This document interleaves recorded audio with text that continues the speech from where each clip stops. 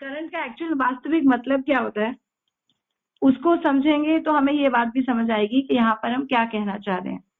तो करंट जो होता है, जैसे हवा का एयर करंट होता है, इंग्लिश वर्ड है current, air current, water current, electricity current.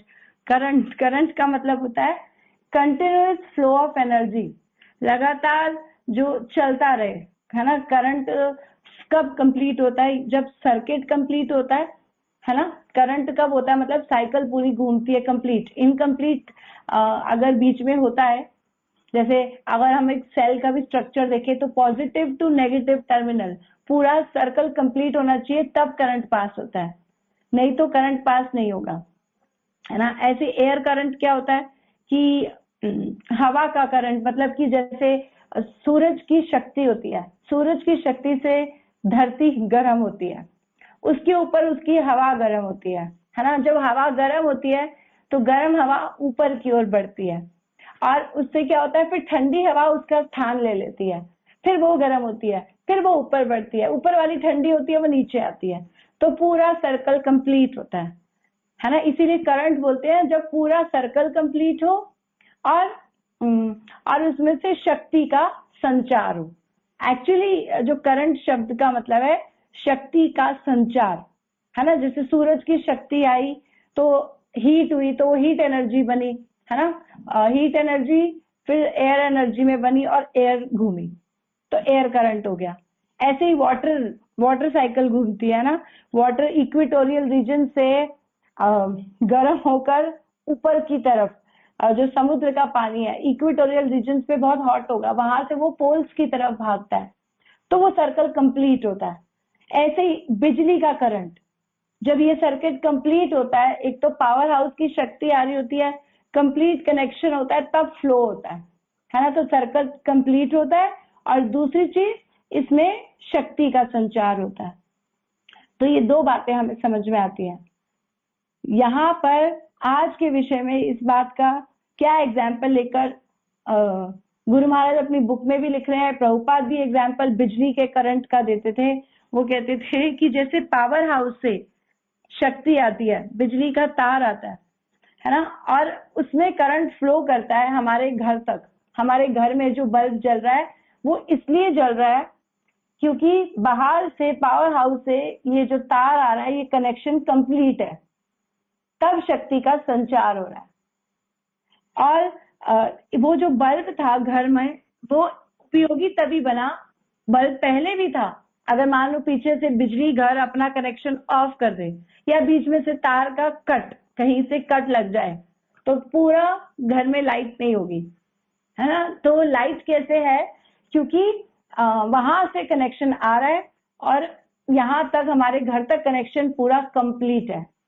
तो पावर हाउस से जो जो घर कनेक्टेड है उसी घर में लाइट आएगी, दूसरे घर में नहीं आती है ना। तो वही बल्ब उपयोगी हुआ। बल्ब पहले भी था लेकिन उपयोग में नहीं था, अगर उसमें कनेक्शन नहीं है तो। वो है लेकिन वो किसी काम का नहीं है, फ्यूज बल्ब की तरह बराबर है। बल्ब होते हुए भी बल्ब फ्यूज बल्ब के बराबर था अगर कनेक्शन कंप्लीट नहीं है। तो ऐसे ही शास्त्र बोलते हैं कि हम सब भगवान की शक्ति है ना। जैसे ये भी शक्ति का संचार था, है ना, बिजली की शक्ति है। तो ऐसे ही हम भगवान की जीव भूत महाभाहो यह इदम धार्यते जगत, जीव भूत, ये मेरी कौन सी शक्ति है, भगवान बोले पराम, अपरा शक्ति से परे मेरी एक पराशक्ति है, वो है जीव। तो ये मेरी सुपीरियर एनर्जी है, और ये जब तक भगवान के साथ कनेक्टेड नहीं रहेगी, है ना, ये सर्किट कंप्लीट नहीं होगा। भगवान की तरफ हमारा, वहां से जो शक्ति हम नीचे आए, अगर यहाँ से ऊपर से इनफ्लो हो रहा है और यहाँ से आउटफ्लो वापस ऊपर नहीं हो रहा, तो ये पूरा सर्किट हमारा कंप्लीट नहीं होता। तो भगवान से शक्ति आ रही है लेकिन हम उनकी वो सेपरेटेड एनर्जी है जो उनसे अलग हो गए हैं, है ना। और जब चीज अलग हो गई तो मतलब उपयोग की नहीं रही। जैसे एक एग्जांपल और लेते हैं, जैसे एरोप्लेन होता है। एरोप्लेन का एक कीमती भाग उसका पंख है, अगर वो टूट के बिखर के अलग पड़ा हुआ है ना, अलग पड़ा हुआ है, तो चाहे वो उसका भाग था, लेकिन वो उसके लिए किसी काम का नहीं, वो एक वेस्ट है, कबाड़ में जाएगा, है ना, उसकी कोई कीमत नहीं है। लेकिन अगर वो उसके साथ जुड़कर रहे तो वो पूरा हेल्प करेगा वो एरोप्लेन को फ्लाई करने में। तो वो उतना बहुत ही कीमती हो गया, तब उसकी कीमत कबाड़ की नहीं रहेगी, तब वो एक एरोप्लेन का भाग है ना। तो अलग होकर नो वैल्यू, और साथ रह के, है ना, कंप्लीट वैल्यूएबल हो जाते हैं। तो ऐसे ही भगवान महाराज भी कई बार एग्जाम्पल देते हैं, ये हाथ मेरे शरीर का अंश है ना, तो इसको मेरे लिए काम करना पड़ेगा, तो ये उपयोगी है। जैसे एक उंगली में दर्द होता है तो वो उंगली काम नहीं करती, है ना, अभी दर्द हो रहा है, इससे कुछ काम नहीं होगा, इसमें पस पड़ी है, इसको इलाज की जरूरत है, तो इससे काम नहीं होगा, है ना, तो ये उपयोग की नहीं रही। ये मेरे उपयोग की कब है? जब ये मेरे लिए काम करे। तो हम सब भगवान की वो सेपरेटेड एनर्जी है जो भगवान से अलग हो गए, और रोग लगा हुआ है। कौन सा रोग लगा हुआ है हमें? भव रोग, जन्म मृत्यु जरा व्याधि का रोग लगा है। अब इसको मेडिकल केयर की जरूरत है। ऊपर से शक्ति नीचे तो आ रही है, लेकिन शक्ति यहाँ से ऊपर कंप्लीट नहीं हो पा रही, सर्किट कंप्लीट नहीं हो रहा है। बार बार जीव इस संसार में आ रहा है और यही घूमता जा रहा है, यहाँ से वापस कनेक्शन नहीं जोड़ रहा, तो यहीं पे घूम रहा है। तो सर्किट नहीं है तो शक्ति का संचार भी नहीं हो पा रहा। पुनरपि जननम पुनरपि मरणम पुनरपि जननी जठरे शयनम, ए संसारे बहु दुस्तारे कृपया मोहे पाहि मुरारे। तो क्या बोल रहे हैं कि पुनरपि जननम, बार बार जन्म मृत्यु जरा व्याधि, इसी सर्किट पूरा नहीं हो पा रहा, यहीं पे घूम रहा है, यहीं पे। तो इसको पूरा कनेक्शन, अब कनेक्शन बनाने के लिए कृष्णा एक तरीका बताते हैं। वो तरीका क्या है? वो सर्किट कंप्लीट कैसे होगा जो आपका अधूरा रह गया, है ना। इसीलिए भगवान बोलते हैं मुझे अब जैसे तार कट जाती है तो तार को कैसे जोड़ते हैं? कनेक्टर लगाया जाता है ना, तार को जोड़ने के लिए कनेक्टर। तो भगवान क्या करते हैं, क्योंकि तुम मेरी शक्ति हो, तुम्हारे से भी जोड़ने के लिए मुझे एक कनेक्टर भेजना पड़ेगा। वो कनेक्टर होते हैं प्रमाणिक गुरु। प्रमाणिक, तो गुरु परंपरा वो बिजली का तार है, पूरी परंपरा, यानी कि कृष्णा से शक्ति चली आ रही है, वो तार पूरी नीचे तक आ रही है, नीचे आके ब्रेक हो जाती है जब यहाँ से कंप्लीट नहीं होता, हमारे तक नहीं आ पा रही है। तो उसको जोड़ने के लिए भगवान क्या करते हैं? कनेक्टर गुरु भेजते हैं। और फिर उस तार में कैसे शक्ति का संचार होता है। जैसे गुरु परंपरा से जब हम कनेक्शन हमारा बैठता है तो बोलते हैं कि दीक्षा वो माध्यम है जिससे, महाराज अपनी बुक में लिखते हैं, शिष्य जब तक दीक्षा के माध्यम से बिजली के तार रूपी गुरु परंपरा से नहीं जुड़ता, तब तक वह दिव्य ज्ञान द्वारा प्रकाशमान नहीं होता। जैसे बल्ब जलता है ना, रोशनी शक्ति के संचार होने से एनलाइटमेंट होती है। तो ऐसे ही गुरु परंपरा से जब हम कनेक्ट होते हैं तो शक्ति का संचार होता है, और वो शक्ति क्या है? दिव्य ज्ञान, गुरु की वाणी, गुरु की इंस्ट्रक्शंस, गुरु की नॉलेज। जब तक हम नहीं लेते, वो कृष्णा से हम सेपरेटेड एनर्जी, सेपरेटेड इस संसार में ही घूमते रहते हैं। तो दीक्षा वो विधि है, स्पेशल विधि है जिससे हमारा कनेक्शन पुनः स्थापित होगा। यथा कांचन, कांचन मतलब सोना, यथा कांचन यथा कास्यम रस विधानत, मतलब कि जैसे कांच, यहाँ पे कांच के लिए यहाँ पे एक्चुअली बोला जा रहा है सोना, सोने का भी दूसरा नाम होता है कांचन। तो जैसे सोने को बनाया जाता है, कैसे बनाया जाता है? कास्यम, कासा यानी कि कॉपर, कॉपर को लेकर रस विधानता, उसमें रस मिलाया जाए। रस किसका? मरकरी एक सब्सटेंस होता है। जैसे कॉपर के अंदर मरकरी मिलाकर गोल्ड यानी कि सोना बनता है ना, उसका स्ट्रक्चर बदल गया, वो चीज ही बदल गई। इसी प्रकार से तथा दीक्षा विधानेन द्विजत्वम जायते नृणाम, दीक्षा विधि से, फिर दीक्षा की विधि से क्या होता है? नृणाम मतलब एक साधारण से मनुष्य को, शूद्र की कैटेगरी से, कलयुग में सभी शूद्र है ना, किसी का जन्म संस्कार नहीं, किसी को कुछ पता नहीं, तो सभी शूद्र है। जन्म जायते शूद्र और संस्कारात भवे द्विज, वेद पठयति इति विप्र ब्रह्म जानाति इति ब्राह्मण। क्या बोल रहे हैं? कलयुग में सभी शूद्र हैं और कलयुग में सभी शुद्ध है। और संस्कारात, जब थोड़े संस्कार होते हैं, जन्म संस्कार करते हैं, विदेहन संस्कार, विद्या, दीक्षा, ये सब संस्कार होते हैं तो द्विज बनते हैं। फिर संस्कारात भवे द्विज, वेद पठयति इति विप्र, फिर कोई शास्त्र पढ़ता है, बहुत ज्यादा वेद पाठी बनता है तो विप्र बोलते हैं। और जब भगवान की तक उसकी समझ, उसकी अंडरस्टैंडिंग बढ़ती है तो तो उसको ब्राह्मण कहा जाता है। ब्रह्म जानाति इति ब्राह्मण, जो भगवान को जान पा रहा है उसको ब्राह्मण कहा जाता है। तो यहाँ पर यह बताया जा रहा है कि दीक्षा विधि से एक साधारण से शूद्र व्यक्ति को ब्राह्मण के पद तक उठाने की ये दीक्षा विधि है। और इस्कॉन वो संस्था है जो ये मैन्युफैक्चर कर रही है। ब्राह्मण कहीं नहीं बन रहे, यहाँ पर ब्राह्मण बना रही है, सबको सिखा रही है, संस्कार डाल रही है। तो ये कैसे हो रहा है? गुरु परंपरा की शक्ति से, क्योंकि वहां से हमारा कनेक्शन, इसीलिए दीक्षा विधि जब तक नहीं होती है हमारी इनकम्प्लीट रहता है। इसीलिए तस्मात, अब कैसे गुरु होने चाहिए, इसमें ये सबसे बड़ा पॉइंट है। हम सोचते हैं संसार में कोई भी गुरु बना लो, कैसा भी गुरु बना लो। नहीं नहीं नहीं, गुरु के लिए गुरु की विधि तो सही है, गुरु दीक्षा देते हैं, हम दीक्षा का मतलब समझेंगे, लेकिन गुरु कैसे होने चाहिए ये बहुत बड़ा पॉइंट है। प्रामाणिक या अप्रामाणिक ये बहुत बड़ा, ये भी हमारे लिए एक बहुत इंपॉर्टेंट विषय है। तो पहले दीक्षा विधि से क्या होता है, फिर प्रामाणिक गुरु, दोनों बातें समझेंगे। दिव्य ज्ञानम, दीक्षा का मतलब क्या है? दीक्षा का मतलब है देना, और क्ष मतलब लेना, देना और लेना। क्या लेन देन हो रहा है गुरु शिष्य के बीच में, किस प्रकार का लेन देन होता है? दिव्य ज्ञान का। दिव्य ज्ञानम ततो दद्यात्, दीक्षा में गुरु क्या करते हैं? दिव्य ज्ञान आपको देते हैं। दिव्य ज्ञान का क्या मतलब है? भौतिक ज्ञान नहीं, स्कूल की पढ़ाई, शरीर के स्तर पे पढ़ाई, डॉक्टर बन जाओ, ये पढ़ाई नहीं।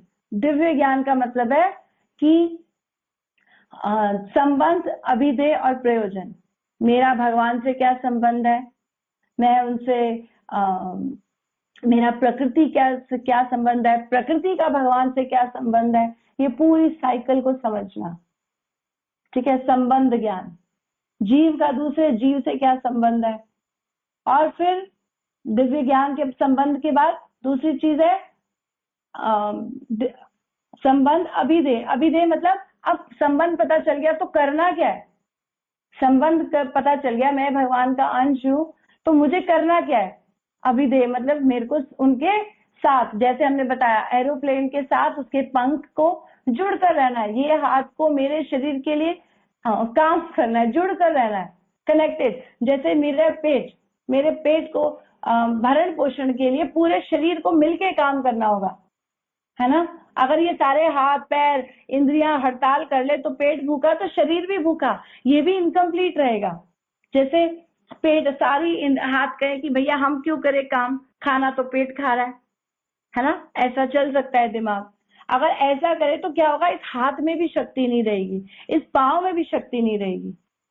तो शक्ति के लिए इस पूरे शरीर को मिलकर काम करना पड़ेगा पेट के लिए, और फिर पेट से जो शक्ति आएगी भोजन को पचाकर वो पूरे शरीर में रहेगी। तो इसी तरीके से हम भगवान के अंश हैं, तो उनके साथ हमारा संबंध है। अगर हम उनसे जुड़कर रहेंगे तो हम भी शक्तिमान है, नहीं तो हम भी वेस्ट। तो ये ज्ञान को समझना अब मेरा कर्तव्य क्या है, वो है अभिधेय भक्ति। वो कैसे करनी है वो गुरु सिखाएंगे। भैया आप तो घर परिवार संसार में हो, कैसे ये कनेक्शन बनाए रखोगे, है ना। भगवान कहीं ऊपर अपने धाम में, गुरुजन कहीं और हम कहीं, तो कभी भी ये इनफ्लो आउटफ्लो नहीं होगा। तो यहाँ पर समझना है कि गुरु ज्ञान देते हैं और फिर शिष्य का भी कर्तव्य है, तो दोनों तरफ से आदान प्रदान हो रहा है, दोनों समझेंगे। तो संबंध, अभिधेय और प्रयोजन। प्रयोजन का मतलब है कि अब ये सब करके मुझे मिलेगा क्या, मेरे लिए क्या है, ये सब करके क्या है ना। वो जिनका मैं अंश हूं उनका सनातन संबंध स्थापित करके उनका प्रेम प्राप्त करना। जैसे बेटा पिता का अंश है तो पिता की सेवा करके उसको पिता का प्रेम मिलेगा, है ना, सनातन। तो वो संबंध ज्ञान, अभिधेय ज्ञान और प्रयोजन, ये ज्ञान को कहते हैं दिव्य ज्ञान। जो इस संसार में इजीली कहीं नहीं मिलने वाला। बहुत सारे गुरु हैं स्कूल में इधर उधर, लेकिन कोई ये ज्ञान नहीं पढ़ाता। कभी ये नहीं पढ़ाया गया कि स्कूल में कि हम कौन हैं। अभी तक हमें अपनी रियल आइडेंटिटी नहीं बताई गई। हम अपने आप को एक शरीर मानकर ही सब कुछ करते हैं। मैं इनका बेटा हूँ, इनके प्रति मेरे कर्तव्य हैं, ठीक है, ये यहीं पे हम कनेक्टेड रहते हैं। और जिनका सनातन संबंध है जिनसे, वहां से अपना कनेक्शन भूल गए। जीव अनादिकाल से भगवान से बहिर्मुख हो गया। कृष्णेर बहिर्मुख जीव भोगो वांछा करे, निकटस्थ माया तारे झापुटिया धरे। तो जीव इसी सनातन काल से ये भगवान से अलग हुआ है। तो ये भगवान क्योंकि जीव से प्रेम करते हैं, तो उसके जीवन में कहते हैं तो थोड़ा सा जान, है ना, फिर से रिवाइव करिए कनेक्शन जो तेरे मेरे बीच में छूट गया, ये जो तार हमारी बीच की कट गई, इसको जोड़ने के लिए मैंने तेरे जीवन में प्रामाणिक का मतलब होता है जो उन्हीं से चली आ रही है परंपरा, वहीं से आ रहा है। दिव्य ज्ञानम ततो दद्यात्, तो वो दिव्य ज्ञान देते हैं और क्या करते हैं, कुर्यत पापस्य संशय, और हमारे पापों का संशय कर देते हैं।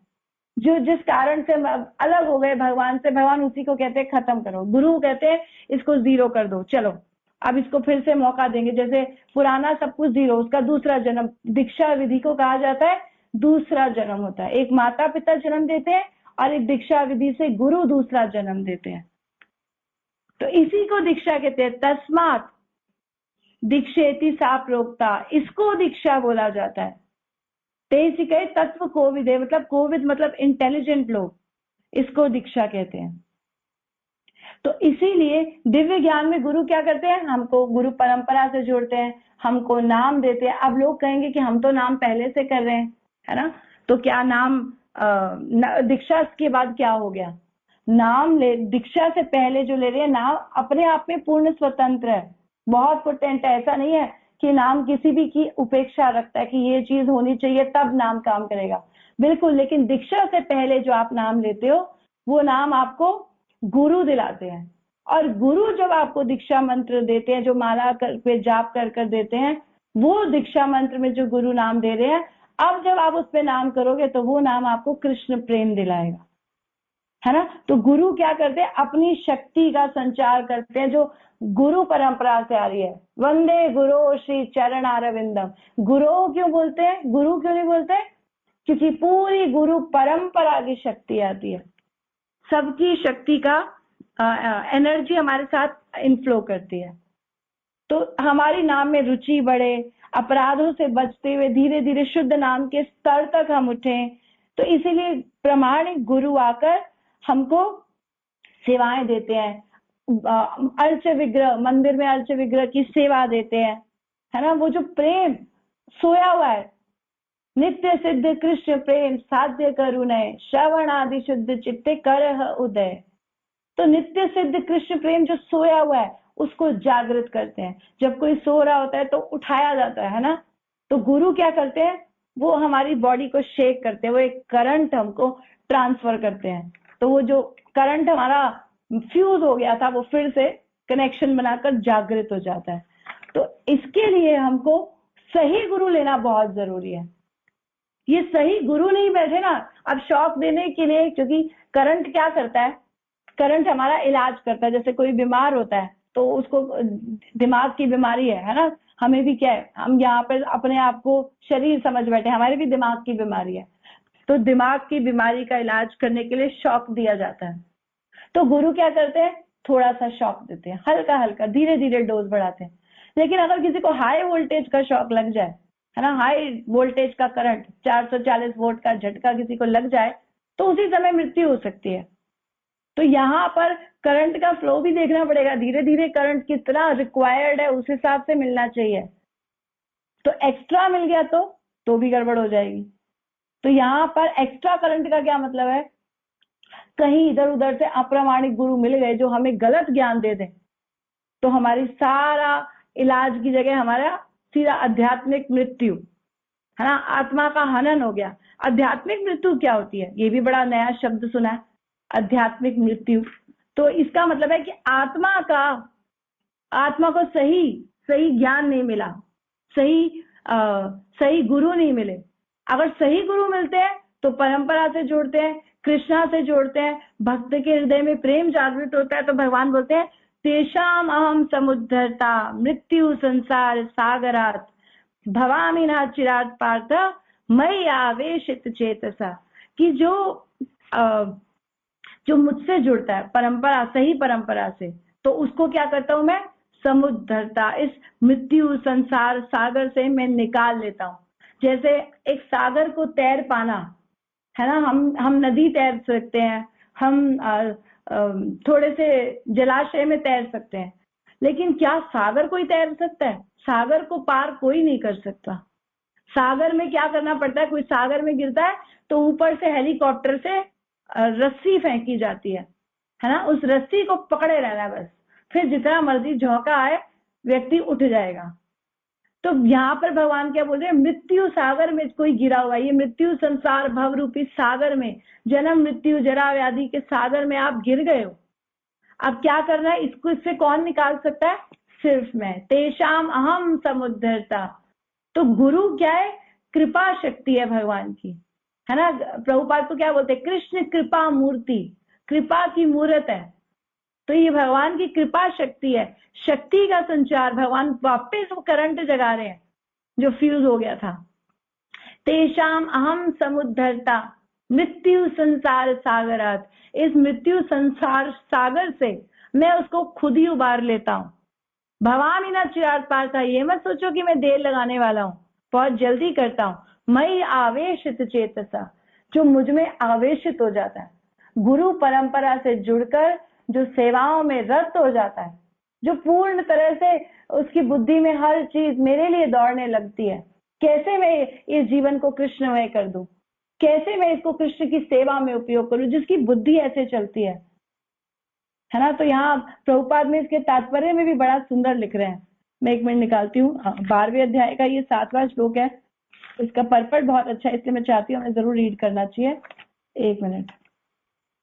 हाँ, तो यहाँ पे क्या बोल रहे हैं भगवान, वराह पुराण में क्या लिखा है, नयामी परमम स्थानम चिरदग आती विना, मतलब कि वैकुंठ लोक में आत्मा को ले जाने के लिए भक्त को अष्टांग योग साधने की विधि की आवश्यकता नहीं है, इसका भार भगवान स्वयं अपने ऊपर लेते हैं। तो भगवान ये खुद अपने ऊपर, भगवान यहाँ स्पष्ट लिखा है कि भगवान कह रहे मैं स्वयं उसका उद्धारक बनता हूँ, अपने अनुग्रहवश स्वयं अपने पक्षी वाहन गरुड़ पर सवार होकर भगवान तुरंत आते हैं और भक्त को भव सागर से उबार लेते हैं। कोई कितना ही कुशल तैराक क्यों ना हो, कितना ही कोई प्रयत्न क्यों ना करे, लेकिन सागर में गिर जाने पर वे बच नहीं सकता, है ना। तो सागर में गिरने के लिए ऊपर से रस्सी चाहिए, तो वो रस्सी क्या है, वो रस्सी है गुरु परंपरा की रस्सी। बस आपको क्या करना है, उसको पकड़े रहना है। अब चाहे सागर का झोंका इधर से आए, हवा का झोंका इधर से आए, वहां से लहर आए, कोई फर्क नहीं पड़ता, आपको ऊपर से ही उठा लिया जाएगा। तो इसीलिए प्रमाणिक गुरु को जानना बहुत आवश्यक है। लेकिन अगर बीच में गलत गुरु आ गए तो क्या होगा, हमारी बोट हाईजैक हो जाएगी। हाईजैक का मतलब कि समुद्री जहाज भी तो हाईजैक हो जाते हैं, है ना। तो गुरु को कर्णधार बोलते हैं, जो शिप नाव को चलाने वाला कैप्टन। लेकिन बोट को गलत दिशा मिल गई तो क्या होगा, सारा गड़बड़ हो जाएगी। तो ये अप्रमाणिक गुरु को कैसे पहचाने, ये बहुत सुंदर महाराज अपनी किताब में बताया, 6 प्रकार के गुरु बताए हैं जिससे आप पहचान सकते हो कि ये परंपरा से नहीं है। लोग इधर उधर से बहुत कुछ सुनते रहते हैं, आजकल इतना हमारे को क्वेश्चंस भी इतने आते हैं, हम इनको सुन रहे हैं, हम इस बाबा को सुन रहे हैं, इनको सुन रहे हैं। तो सब गुरुओं की पहचान बहुत सुंदर बताई गई है। तो पहली चीज, ब्रह्मवादी गुरु। ब्रह्मवादी 2 प्रकार के गुरु होते हैं, एक होते हैं साकारवादी और एक होते हैं निराकारवादी। ये 2 प्रकार के गुरु हैं। ये दोनों ब्रह्म मतलब भगवान को समझने का प्रयास कर रहे हैं। अब निराकारवादी जो हम बात कर रहे हैं वो है साकारवादी गुरु, जो भगवान का साक्षात रूप बता रहे हैं, है ना। भगवान का प्रॉपर, कृष्णस्तु भगवान स्वयं प्रॉपर बता रहे हैं। बरहा पीड़म नटवर वपु कर्णयो कर्णिकारम बिभ्रजवासो कनक कपिशम वैजयंतीं च मालम रंध्रण वेणु अधर सुदया पूरयन् गोप वृंदे वृंदारण्यम स्वपद रमणम प्राविशद गीत कीर्ति। तो साकारवादी गुरु क्लियर आपको इंस्ट्रक्शन देते हैं कि भैया बरहा पीड़म, सर पे मोर मुकुट है, कोई डाउट नहीं है, कृष्णा है भगवान। पहली लाइन, पहले दिन आप इस्कॉन में आओगे आपको बता दिया जाएगा भगवान कौन है। प्रभुपाद बड़े बड़े लोगों से बात करते थे, इतना इतना तर्क वितर्क चल रहा है, लोग क्वेश्चंस कर रहे हैं, और प्रभुपाद पूछ रहे थे हु इज गॉड, फिलोसोफर्स कोई आंसर नहीं है। A God is some power, some energy. तो कोई कोई क्लियर, यहाँ क्लियर कट इंस्ट्रक्शन, भगवान कौन है, कृष्ण है। बरहा पीड़म, मोर मुकुट है पहला रूप। फिर बरहा पीड़म नटवर वपु, नटवर एक्टिंग में बेस्ट एक्टर है ना, बड़ी तिरछी टेढ़ी स्माइल भगवान की, 3 जगह से टेढ़े हैं, तो सुंदर रूप का वर्णन है उनके। और फिर कर्णयो कर्णिकारम, कानों में सुंदर कुंडल, फूलों के लदी उनकी कर्णिका वो लटक रही है। कर्णयो कर्णिकारम विप्रद भासो कनक कपिशम, उन्होंने येलो कलर का कपड़ा पहना हुआ है, पीताम्बर वस्त्रधारी। वैजयंतीम च मालम, 5 प्रकार के सुंदर फूलों से उनकी माला बनी हुई है। विप्रद वासो कनक कपिशम वैजयंतीम च मालम रंध्रण वेणु, उनकी अधर सुधा, मतलब यहाँ होठों पर वेणु है। पूरे गोप वृंदे, पूरे वृंदावन की भगवान शान है। और जब वहां पर नंगे पैर चलते हैं, स्वपद रपणम प्राविशत कीर्ति, गीत कीर्ति, तो सारे वृंदावन की कीर्ति का जो है ना बढ़ा देते हैं भगवान अपने सुंदर पैरों से। तो सुंदर गुणगान यहाँ पर क्लियर बताया जा रहा है कि कृष्ण भगवान है। तो और यहाँ पर क्या होता है, निराकारवादी गुरु, अगर कोई निराकारवादी गुरु आ गए तो भैया उनका अगर करोगे तो उसकी उपासना दुखदायी है, ये अप्रमाणिक गुरु है। दुखदायी का मतलब क्लेशो अधिक तरस्तेषाम, इनके रास्ते में क्लेश ही क्लेश है। जो अव्यक्त आसक्त चेतसाम, जो भगवान के अव्यक्त रूप से आसक्त हो गए, अव्यक्ता ही गतिर दुखम, भगवान क्लियर बोल रहे हैं निराकार रूप की अगर आप भक्ति करोगे तो दुखदायी जीवन होने वाला है। देहर वब्दिर्वाप्यते, ये देहधारियों के लिए नहीं है ना। भगवान बोल रहे हैं ब्रह्मणो ही प्रतिष्ठा अहम, ब्रह्म की प्रतिष्ठा मुझसे है। निराकार में से साकार आया या साकार में से निराकार, है ना। लाइट में से सूरज आया या सूरज में से लाइट, समझना पड़ेगा।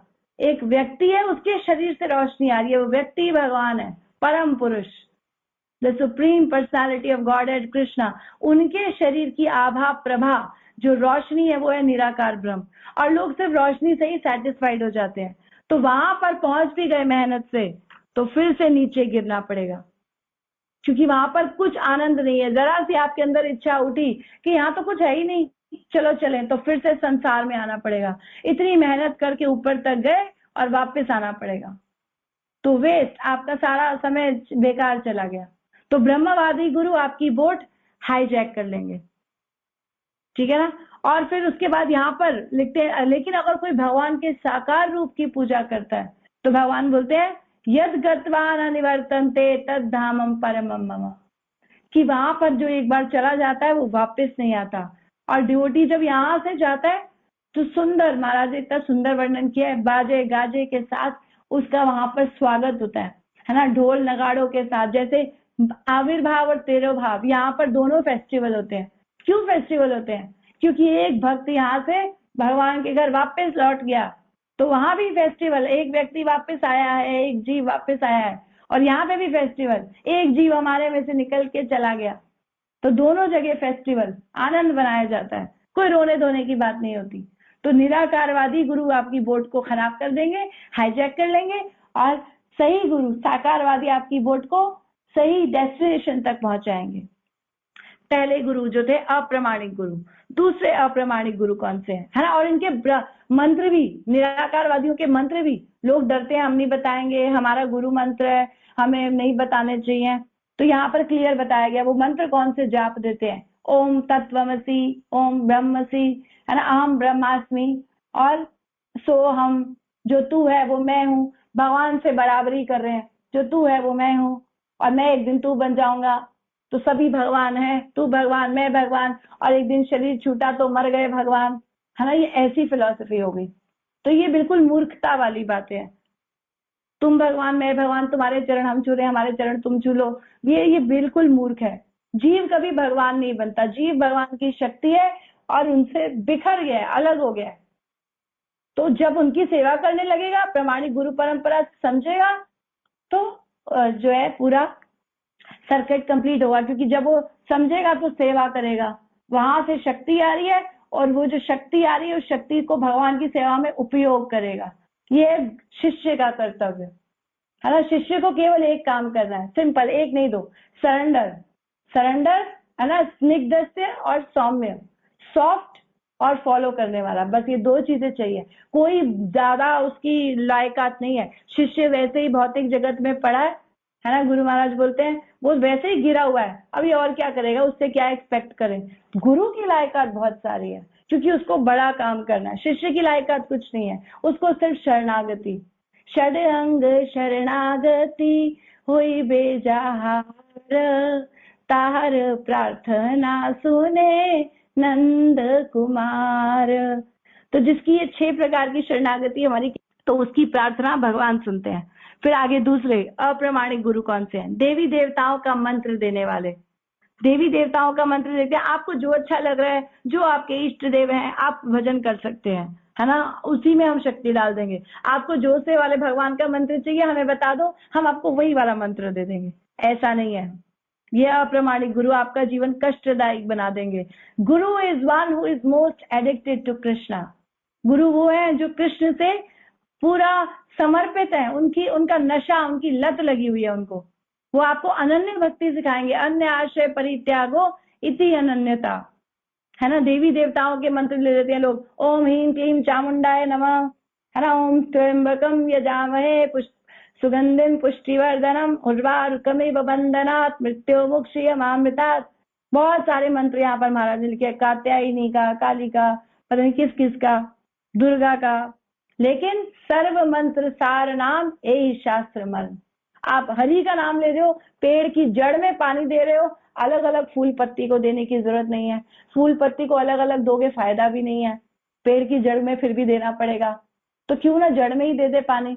तो ऐसे ही भगवान की भक्ति कर लो, सबकी भक्ति हो गई, किसी की सेपरेट, है ना। वो व्यक्ति किसी का ऋणी नहीं रहता जो भगवान की भक्ति करता है, सारे ऋण से वो उऋण हो जाता है। तो इसीलिए आपकी बहुत सारी इच्छाएं नहीं है, अकामो वा सर्व कामो वा मोक्ष कामो वा उदारती तीव्रेण भक्ति योगेन यजेत पुरुषम परम। जैसी भी इच्छाएं आपकी है, और कई लोग सोचते हैं ये शिव जी का फास्ट करेंगे सुंदर पति मिलेगा, ये मिलेगा। जो भी करोगे, कृष्णा की भक्ति करोगे, सब मिलेगा। क्लियर हो जाओ, कुछ सब कृष्णा से ही लेकर देंगे आपको। तो जब हमारी अप्रोच प्राइम मिनिस्टर से है तो हमको इधर उधर भागने की जरूरत क्या है ना। प्राइम मिनिस्टर से अप्रोच है तो छोटे छोटे गवर्नमेंट के ऑफिसर्स को घूस देने की क्या जरूरत है, ये वैसे ही है। और अगर आपने नहीं दी, पहले से देते आ रहे थे, तो ये रिवोल्ट भी कर देते हैं।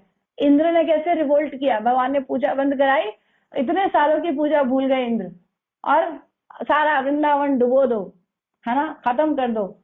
तो ये बुद्धि है। ब्रह्मा जी ने भगवान के मित्र चुरा लिए, 1 साल के लिए अपने पास ले गए। तो ये ऐसे ही इनकी भक्ति, और इनके भक्त कौन है? सारे असुर। कौन सा भक्त है? विष्णु भक्त भवे देवा आसुर्य से विपर्जय।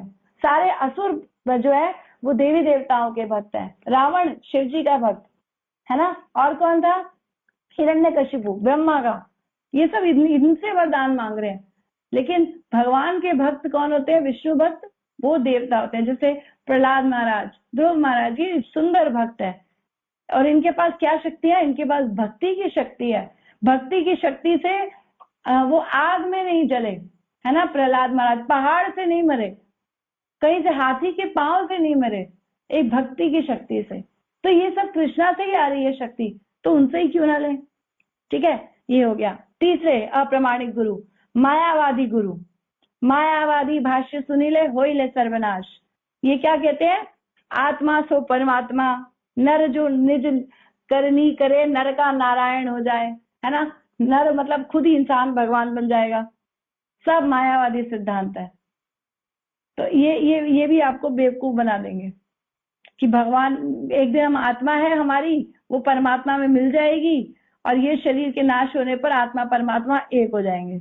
वो बोलते हैं ये संसार मिथ्या है, ब्रह्म सत्य, जगत मिथ्या। मिथ्या जगत झूठा नहीं है, जगत है ना, लेकिन झूठा का मतलब है ही नहीं, है तो सही, लेकिन भगवान ने ये जीव के कल्याण के लिए, उसको ठीक करने के लिए एक सुधारक केंद्र बनाया है।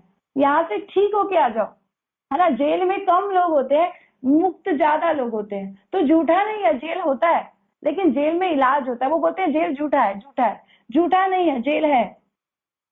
तो ये यहाँ पर इनका सिद्धांत है कि ये सब बेकार है। दूसरा है बाबा बापू, चौथा ये बनाते हैं जो खुद ही पाखंडी लोग खुद ही भगवान बन जाते हैं, किसी संप्रदाय से जुड़े नहीं होते, खुद को स्वयं गुरु प्रतिष्ठित कर देते हैं कि हम गुरु हैं, अपनी पूजा करवाएंगे, है ना, और आपको बताएंगे कि हम भगवान हैं, खुद का दूध का अभिषेक करा रहे हैं, गीता भागवत का कोई श्लोक नहीं बोलते, और कथा के नाम पे लाखों का चंदा आपसे इकट्ठा कर लेंगे, है ना। कोई नियम नहीं है, कुछ भी करो, नशा कर रहे हो, मांसाहार कर रहे हो, हमारे यहाँ कोई प्रॉब्लम नहीं है, राजनीति में भी तुम घुस जाओ, हम भी घुस रहे हैं, ऐसे ही गुरु बने हुए हैं, है ना। और अपनी जो शिष्याएं होती हैं वो महिलाएं रखते हैं, और वो महिलाओं को अपने पास काम करवा कर उनके साथ ही दुर्व्यवहार करते हैं। बहुत सारे हमने ऐसे टीवी में गुरु सुन लिए, है ना। कईयों को जेल हो गई, फिर जेल में जाके रो रहे, रो क्यों रहे हो भैया, क्या फर्क पड़ रहा है।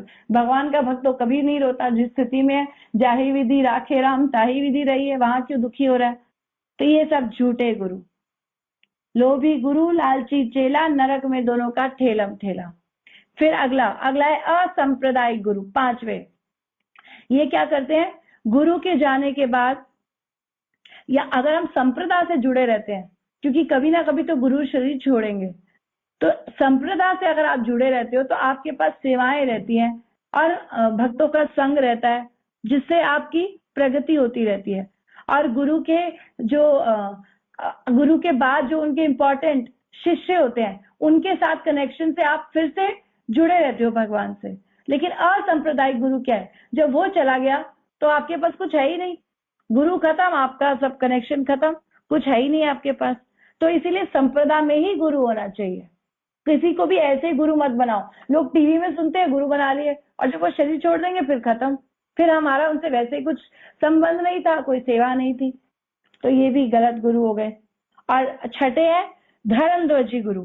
धर्मध्वजी गुरु कौन से होते हैं, जो राधा कृष्ण की सीधा लीलाओं का गुणगान करते हैं, धर्म का हनन करते हैं, है ना। शुद्ध गुरु आपको बड़े सहज ढंग से धीरे धीरे उठाते हैं। और ये हमें ऐसे ऐसे लोग मिलते हैं जो बोलते हैं इस्कॉन में तो थोड़ा बहुत ही है, और बाहर जो है ना वहां से हम सुन रहे हैं, और वहां पर सीधा भगवान के बेडरूम की कथाएं मिलती है, भगवान के बेडरूम की सेवा।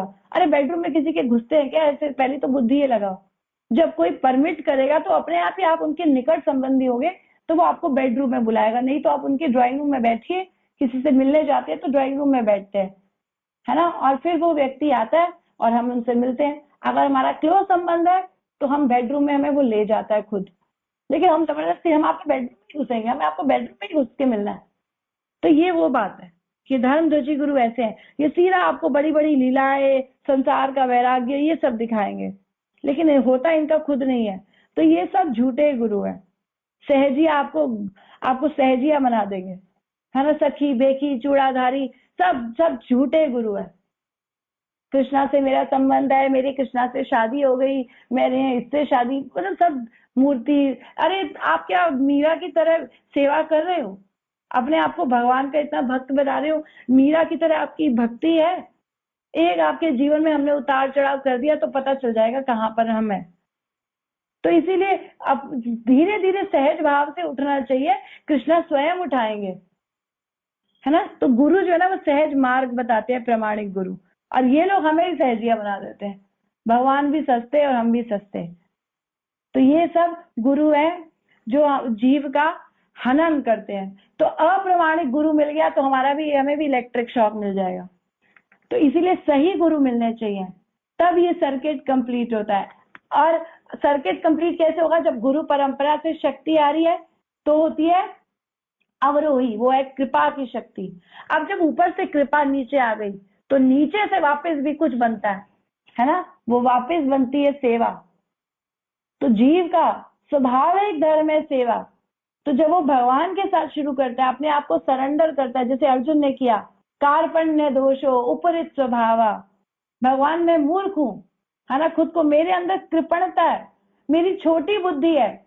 वो क्या छोटी बुद्धि है? मैं घर परिवार का सोच रहा हूँ, ये मेरे भाई बंधु है, ऐसा सोच रहा हूँ। लेकिन अब मैं इसको त्यागता हूँ, आप जो कहेंगे वो करूंगा। शिष्य से अहम शादी माम तो हम प्रपन्नम। तो ऐसे ही शिष्य अगर समर्पित हो जाए गुरु पे कि मेरी भी छोटी बुद्धि है, मैं इसी शरीर, इसी परिवार, इसी घर गृहस्थी के बारे में आपसे सामान मांग रहा हूँ, मेरी बेटी की शादी हो जाए, मेरी बेटी की शादी हो जाए, उसका घर बन जाए, मेरा यही बुद्धि है, छोटी सोच, कृपण दोष, यही इसी संसार के बारे में। तो जब हमारी ऐसी छोटी बुद्धि को हम त्याग कर बड़ा कर्तव्य गुरु का लेते हैं, है ना, कि शिष्य से अहम, मैं अब आपका शिष्य बनता हूँ। शिष्य का मतलब जो शिष्य है जो स्वतंत्र है नहीं, स्वतंत्र है जो शिष्य नहीं। शिष्य मीन्स शासन, किसी का रूल स्वीकार करे, आप मुझे बताइए, मुझे नहीं पता, मैं गलत कर रहा हूँ, इस बात को जो महसूस करे, वो है शिष्य। तो शिष्य की क्वालिटी है सिर्फ समर्पण, है ना, बाहर जाए, गुरु के पास जाए तो बुद्धि छोड़ कर जाए। श्री गुरु चरणा पद्मा केवल भगति सद्मा, वंदो मुई सावधन मते, जहार प्रसादे भाई हे भवतरिया, कृष्ण प्राप्ति है ते। तो सावधान होकर सेवा करनी पड़ेगी। ये दूसरा शौक लग जाता है जब यहाँ पर शिष्य सेवा करने लगता है, तो खुद को गुरु से ज्यादा, मैं तो गुरु की सेवा कर रहा हूँ, इसका भी अहंकार, बहुत सारे गड़बड़ होती रहती है बीच बीच में। तो उसको समझना पड़ेगा कि भैया मेरे गुरु बहुत ही भगवान के साथ मेरा संबंध जोड़ रहे हैं, मैं गुरु से आगे नहीं हूँ, गुरु की सेवा के लिए हूँ, है ना, तो वो ही दे सकते हैं। तो इस प्रकार से गुरु में बुद्धि कि ये मेरे लिए साक्षात हरित्वेन, मेरे गुरु मेरे लिए भगवान है, लेकिन गुरु खुद को क्या कहते हैं कि मैं भगवान का दास हूँ, वो सही गुरु है। शिष्य के लिए गुरु भगवान है और गुरु खुद को भगवान का सेवक बताते हैं, तो तब ये साइकिल कंप्लीट होती है। तो इसीलिए अगर इस सर्किट को कंप्लीट करना है तो सही प्रामाणिक गुरु चुनो और प्रामाणिक गुरु की सेवा में सही ढंग से लगो। ये ढंग से लगना बहुत बड़ा काम है, ठीक है ना, यानी कि उनकी मति के अनुसार आप जैसा कह रहे हैं बस खत्म, है ना। तो ये होती है give your this very life to guru and Krishna, यही है final complete circuit. I think हमारा समय भी हो गया है। हरे कृष्णा, तो टाइम तो ज्यादा हो गया, ठीक है, यहीं पे वाइंड अप करते हैं। किसी का कोई प्रश्न है या एडिशन है तो हम ले सकते हैं। हरे कृष्णा, दंडवत प्रणाम। हरे कृष्णा, दंडवत प्रणाम माता जी।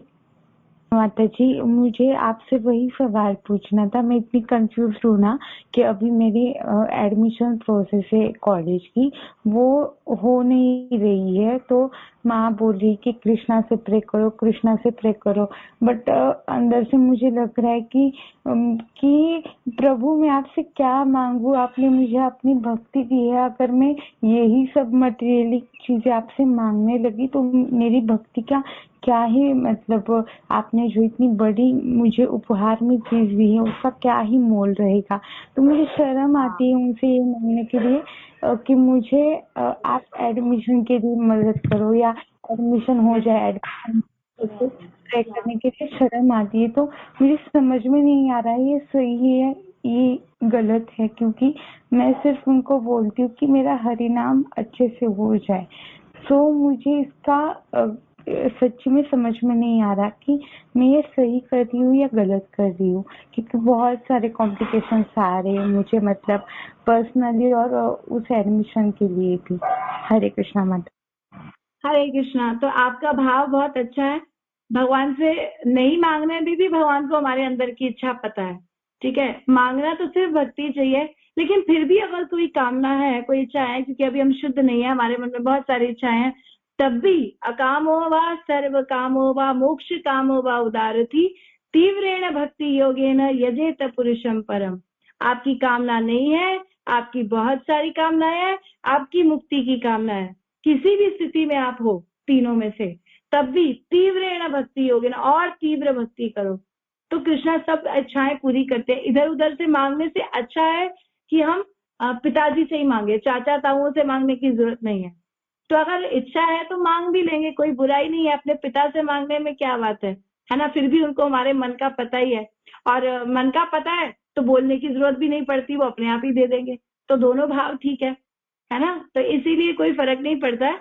अगर कोई प्रार्थना भी कर रहे हो तो भगवान से एक दिन बोलेंगे हम कि भगवान मेरे अंदर ये जो मांगने की इच्छा है ना, जैसे ध्रुव महाराज बोलते हैं कि मेरी ये जो मांगने की इच्छा है ना, इसको आप खत्म कर दीजिए, है ना। प्रहलाद महाराज भी ऐसी इच्छा प्रार्थना करते हैं। ध्रुव महाराज भी कहते हैं कि मैं आपके पास लेने आया था, वो एक इच्छा से ही तो आए थे, लेकिन सही गुरु मिले तो वो क्या करने लगे, भगवान की भक्ति करने में जब वहां पर लगे तो क्या बोलते हैं कि मैं तो कांच के टुकड़े मांगने आया था, है ना, आपने तो मुझे वास्तविक हीरा दे दिया। तो ऐसे ही है, संसार की चीजें कांच के टुकड़े के समान ही है, पर अभी हमको एहसास धीरे धीरे हो जाएगा तो अपने आप स्वाभाविक ही बंद हो जाएगा, बोलने की आवश्यकता नहीं रहेगी। ठीक है, तो आप कोई इतना परेशान मत हो, आप अपने जीवन में जो प्रयास कर रहे हो करते रहो, कृष्णा स्वयं ही अगर आपके लिए अच्छा होगा तो जरूर देंगे। ठीक है, हरे कृष्णा। यहाँ पे भावेश प्रभु का एक प्रश्न है कि यदि किसी डिवोटी ने दूसरे संप्रदाय में पहले ही दीक्षा ले चुका हो तो इस्कॉन में ज्वाइन होने के बाद वापस दीक्षा ले सकते हैं क्या? बिल्कुल ले सकते हैं, और लेनी ही चाहिए, क्योंकि इस्कॉन प्रमाणिक संप्रदाय है और कोई ऐसी बात नहीं है अगर आपने कहीं ली भी हुई है तो अगर आपको ये पता है कि वो प्रमाणिक है तब तो बात दूसरी है, लेकिन हमें उनका पता ही नहीं है, अता पता नहीं है, तो बिल्कुल ले सकते हैं। और बहुत भक्तों ने ली भी है तो उसमें कोई गलती नहीं है, ले सकते हैं। हरे कृष्णा। यहाँ पर एक प्रश्न और है, जैसे कि आपने कहा गुरु ऐसे होने चाहिए जो कृष्ण के करीब लेकर जाए, तो जैसे बहुत लोग होते हैं जो दूसरे गुरु को मानते हैं। हाँ, तो बोला तो सही, जो गुरु आपको कृष्णा से कनेक्ट नहीं कर रहा वो गलत गुरु है, वो आपको संसार की चीजें दे रहा है और कृष्णा नहीं दे रहा तो आपको मूर्ख बना रहा है। बहुत सारे गुरु हैं, वह गुरु वो संति शिष्य वित्तापहारक, सतगुरु दुर्लभम देवी शिष्य संतापहारक। मतलब कि बहुत सारे गुरु हैं जो संसार में हैं, वो आपका धन लेना चाहते हैं। जो भी गुरु आप जिनसे सीख रहे हो कुछ ना कुछ आपसे धन चाहते हैं, है ना। ट्यूशन पढ़ते हो, स्कूल जाते हो, फीस दे रहे हो, लेकिन सतगुरु दुर्लभम देवी, वो सतगुरु बहुत मुश्किल है जो आपका शिष्य आपके वास्तविक दुख को जानते हैं। गुरु वो है जो पहले आपको आपका बीमारी बताते हैं फिर आपका इलाज करते हैं। हमको ये भी नहीं पता हम बीमार हैं, क्योंकि हम सोचते हैं कि हम संसार में सुखी हैं, लेकिन भगवान और गुरु क्या बताते हैं, जन्म मृत्यु जरा व्याधि का दुख लगा है, इसमें दुखों का दर्शन करो, देखो कि ये कष्टदायक जीवन है। फिर जब ये दिखाते हैं फिर इसका इलाज बताते हैं। इलाज क्या है? ए नेची माया तारी नाशी बारो लागी, हरि नाम महामंत्र लव तुम्हें मांगी। तुमने इलाज मांगा था तो तुम्हारे लिए इलाज ये है कि हरि नाम महामंत्र करो। तो जो आपको हरि नाम से नहीं जोड़ रहा, कृष्ण भगवान ने नहीं बता रहा, बोगस गुरु, ऐसे गुरु को तुरंत त्याग देना चाहिए।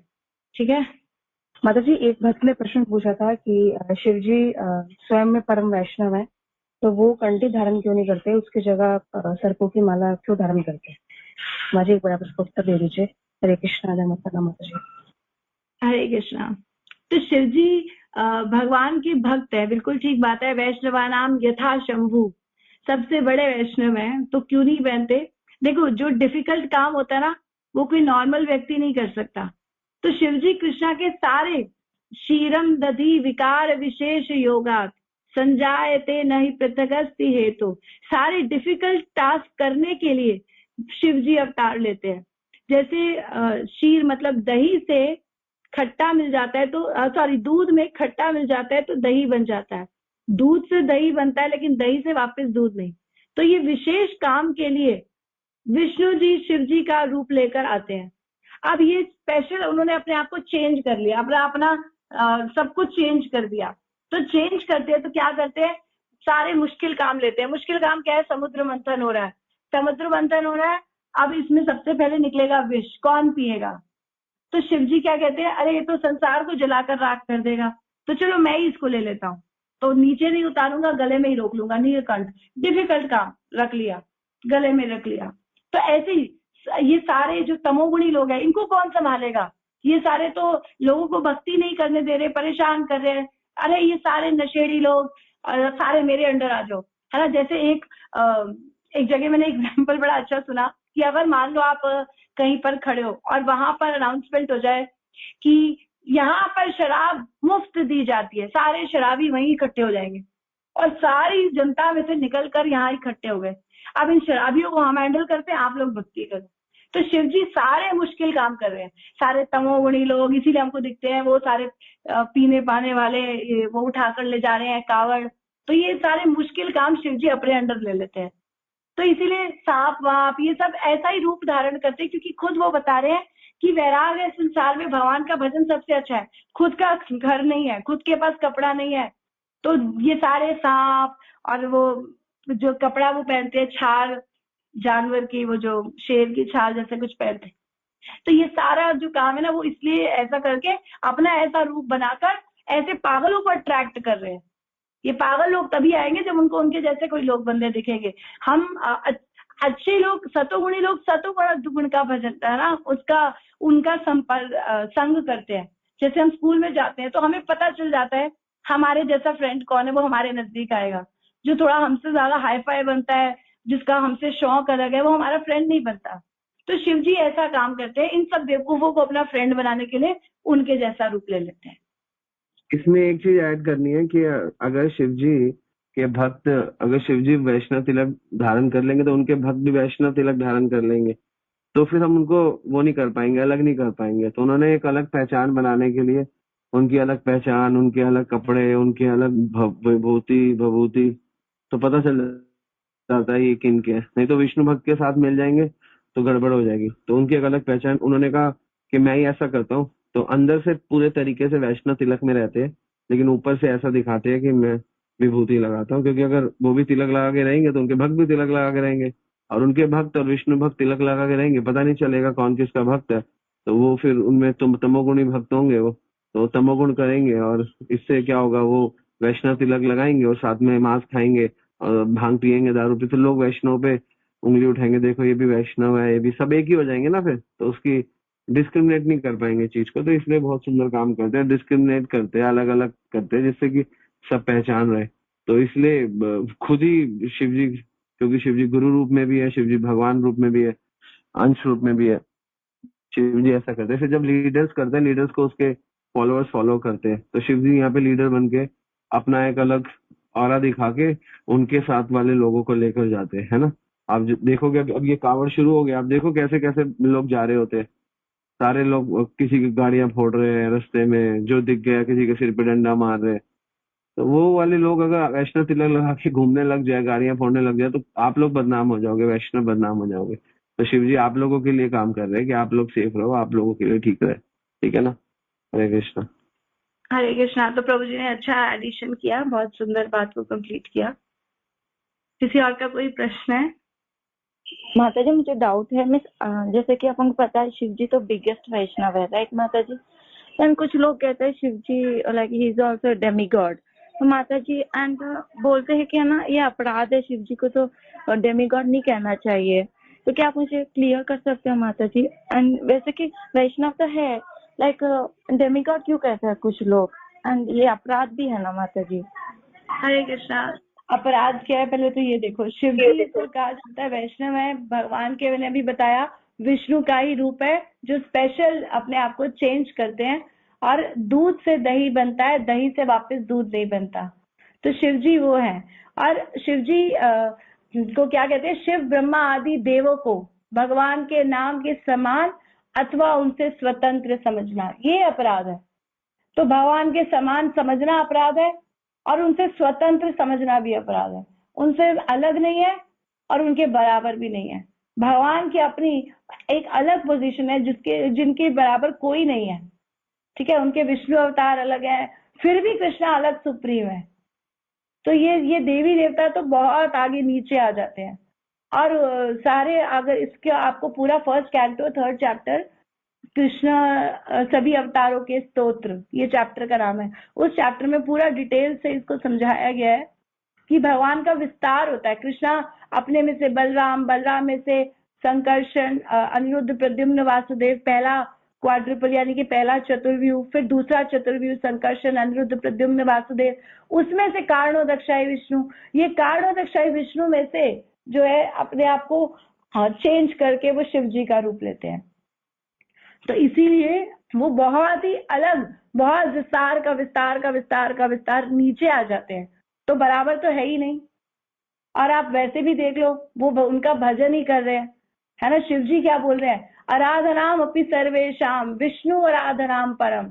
वो खुद बोल रहे हैं, जिनको आप भगवान बोल रहे हो वो क्या बोल रहे हैं, आराधनाम अपि सर्वेशाम, सभी आराधनाओं में सर्वश्रेष्ठ आराधना किसकी है, विष्णु की। और आराधनाम अपि सर्वेशाम विष्णु आराधनाम परम तस्मात् परम देवी त्वदीया नाम समर्चरम। और उनसे श्रेष्ठ उनकी आराधना है उनके भक्तों की, और गंगा माई, जमुना माई, इनकी, तुलसी महारानी, ये सब इनकी सेवा और श्रेष्ठ बताई जा रही है। तो ये सब कौन बता रहा है, शिव जी। उमा कहूँ मैं अनुभव अपना, सत हरि भजन जगत सब सपना। तो ये शिव जी बोल रहे हैं, तो वो खुद ही बोल रहे हैं मैं भगवान के बराबर नहीं हूँ। आप बराबर बोलोगे तो अपराध नहीं हो जाएगा। तो महादेव इसलिए बोलते हैं क्योंकि बाकी लोग विष्णु में से नहीं निकले, है ना। ये विष्णु ही अपने आप को चेंज कर रहे हैं, इसीलिए उन देवों से श्रेष्ठ है, इसीलिए महादेव है, लेकिन भगवान नहीं है। ठीक है, किसी और का कोई प्रश्न है? हरे कृष्णा। यहाँ पर क्या बोल रही है चारू माता जी कि विष्णु की पूजा से पहले गणेश की पूजा सही है क्या? नहीं, गणेश के पास जो शक्ति है वो स्वयं कृष्णा से दे रहे हैं। ब्रह्मा जी बोल रहे हैं यद पाद पल्लव मयुग विनिधाय कुंभ द्वंदे समान समय स गणाधिराज विष्णु विघ्नं विहन्तुमरमस्य जगत्त्रयस्य गोविंदमादि पुरुषम तमहं भजामि। क्या बोल रहे ब्रह्मा जी? वो बोल रहे हैं यद पाद पल्लव, जहां से जिनके चरण कमल अपने सिर पर धारण करके, चरण कमल अपने कुंभों पर धारण करके, कुंभ क्या होता है, जब आप तिलक लगाते हो तो माथा 2 हिस्सों में डिवाइड हो जाता है। तो भगवान के चरण कमल गणेश जी अपने सिर पे धारण करते हैं, और दोनों कुंभों पर धारण करके जहां से तीनों जगत के विघ्नों को, विघ्नम विहंतुम अलमस्य, पूरे जगत के विघ्नों को हरण करने की शक्ति जिनसे लेते हैं वो है कृष्णा। उनका, उन गोविंद का मैं भजन करता हूँ। तो वो जहां से शक्ति ले रहे हैं, पहले किसकी भजन होना चाहिए, शक्ति लेने वाले का या शक्ति देने वाले का, है ना, शक्ति देने वाले का। तो कृष्णा शक्ति दे रहे हैं, विष्णु भी, कृष्णा विष्णु एक ही बात है, ठीक है, एक्सपेंशन में अलग है, लेकिन फिर भी कृष्णा ही है। तो कृष्ण का भजन किया, सबकी हो गई। देव ऋषि पितरादि के कभू नाही ऋणी। जो व्यक्ति कृष्णा का भजन कर रहा है, देव ऋषि पितरों, किसी के ऋण का वो उनका भागीदार नहीं रहा, सब सारे ऋण उतर गए। देवर्षि भूतात्म नृणाम नायम ऋणो च राजन गतो मुकुंदम परिहर्त करतु। जो मुकुंद की भक्ति कर रहा है, कृष्णा की भक्ति कर रहा है, उसको किसी और की आवश्यकता नहीं है। ठीक है, धन्यवाद। हरे कृष्णा। और भी बहुत सारे प्रश्न लग रहे हैं यहाँ पर। ऐसे भी शिव भक्त होते हैं जो चार नियम है वो फॉलो करते हैं और सात्विक जीवन जीते हैं, एंड दे स्टिल शिव जी को पूजते हैं। हाँ, तो ये अच्छे भक्त हैं शिव जी के, और जो सच्ची भक्ति करता है शिव जी की और माता की, उनको फाइनली उनको कृष्ण भक्ति वो गिफ्ट में देते हैं। शिव जी अपने भक्त को स्वयं भगवान की लीला में लेकर गए कि वो कहते हैं मुझे आपके जैसा आनंद चाहिए जो आपके पास है, आपके पास जो सर्वश्रेष्ठ चीज चाहिए वो हमें दीजिए। तो वो उनको भगवान की जो है रासलीला में लेकर जाते हैं, वो दर्शन कराते हैं और वापस से आते हैं, कह रहे मुझे फिर से देना है, कह रहे ऐसे नहीं जा सकते, भजन करो, विष्णु की भक्ति करो, कृष्णा की भक्ति करो, फिर मिलेगा ये। तो अगर हम उनसे बेस्ट चीज मांगेंगे तो वो हमें देंगे। हमने कभी उनसे उनकी इच्छा जानी ही नहीं, हम अपना ही मांगते रहते हैं, मुझे ये चाहिए, मुझे वो चाहिए। हमारे पास अपनी ही भौतिक चीजों की इतनी लिस्ट है, इसीलिए हम उनकी डिजायर नहीं जानते। लेकिन अब अगर हम उनसे उनकी डिजायर पूछेंगे तो वो हमें कृष्णा की भक्ति देंगे। जो शिव जी का अच्छा भक्त है, जो माता का अच्छा भक्त है, वो बहुत जल्दी कृष्ण भक्ति पकड़ लेता है और बहुत जल्दी कृष्णा और माता उस पर कृपा करते हैं। ये ठीक है ना, वो भी तो वैष्णवी है। ओके, हरे कृष्णा। किसी और का कोई प्रश्न है? What is the process of taking Diksha from Guru Maharaj? Process is आप 16 माला 4 नियम चलाते और फिर आपको और उसमें कुछ गुरु महाराज ने नियम बताए हैं, आप महाराज की बुक्स पढ़िए और प्रचार करिए, सेवाएं करिए। तो ये सब तो एक्स्ट्रा है, लेकिन 16 माला 4 नियम मिनिमम स्टैंडर्ड है। अगर आप ये कर रहे हैं और महाराज की बुक्स वगैरह पढ़ रहे हैं, लेक्चर सुन रहे हैं, तो आप दीक्षा ले सकते हैं। हरे कृष्णा। दीक्षा, एक्चुअली दीक्षा का मतलब ये नहीं है कि आप गुरु लेकर घर में बैठ जाए, हम 16 माला 4 नियम करें। ठीक है, ये अच्छा है, अपने कल्याण के लिए अच्छा है, लेकिन फिर भी आपको थोड़ा सा शास्त्रों को जानकर यंग एज में, तो ये सही उम्र है, आप ज्ञान अर्जित कर सकते हैं, इसका प्रचार कर सकते हैं। तो इसीलिए थोड़ा बहुत ना पढ़ना चाहिए, थोड़ा बहुत क्यों, अच्छा समय देना चाहिए। जवानी का समय बहुत टाइम होता है, बाद में आपको टाइम नहीं मिलेगा, बाद में टाइम वेस्ट हो जाता है। तो इसीलिए जो फिलोसफिकल, जो शास्त्रों को पढ़कर भक्त बनते हैं ना, वो जीवन भर लॉन्ग समय तक अच्छे भक्त होते हैं। जो ऐसे ही भक्त बन जाते हैं, भेड़ चाल में दीक्षा ले लेते हैं, वो फिर उनको कुछ समझ में नहीं आता करना क्या है, वो फिर बस वैसे ही छूट जाते हैं या कंफ्यूजन डाउट्स में रहते हैं। इसीलिए शास्त्रों को पढ़ना चाहिए, पढ़कर लेने से बहुत अच्छा रहता है। ठीक है। और यहाँ पर भावेश प्रभु क्या कह रहे हैं? मुमुक्षु वर्ड का मीन क्या होता है माता जी? मैंने गुरु शिष्य दीक्षा बुक में पढ़ा था। मुमुक्षु का मतलब होता है मुक्ति कामी, जो मुक्ति की इच्छा रखते हैं। मुमुक्षु भी परित्यागो फल्गु वैराग्य उच्यते, जो खाली मुक्ति मुक्ति की बात करते हैं वो झूठा फल्गु वैराग्य, मतलब झूठा वैराग्य है।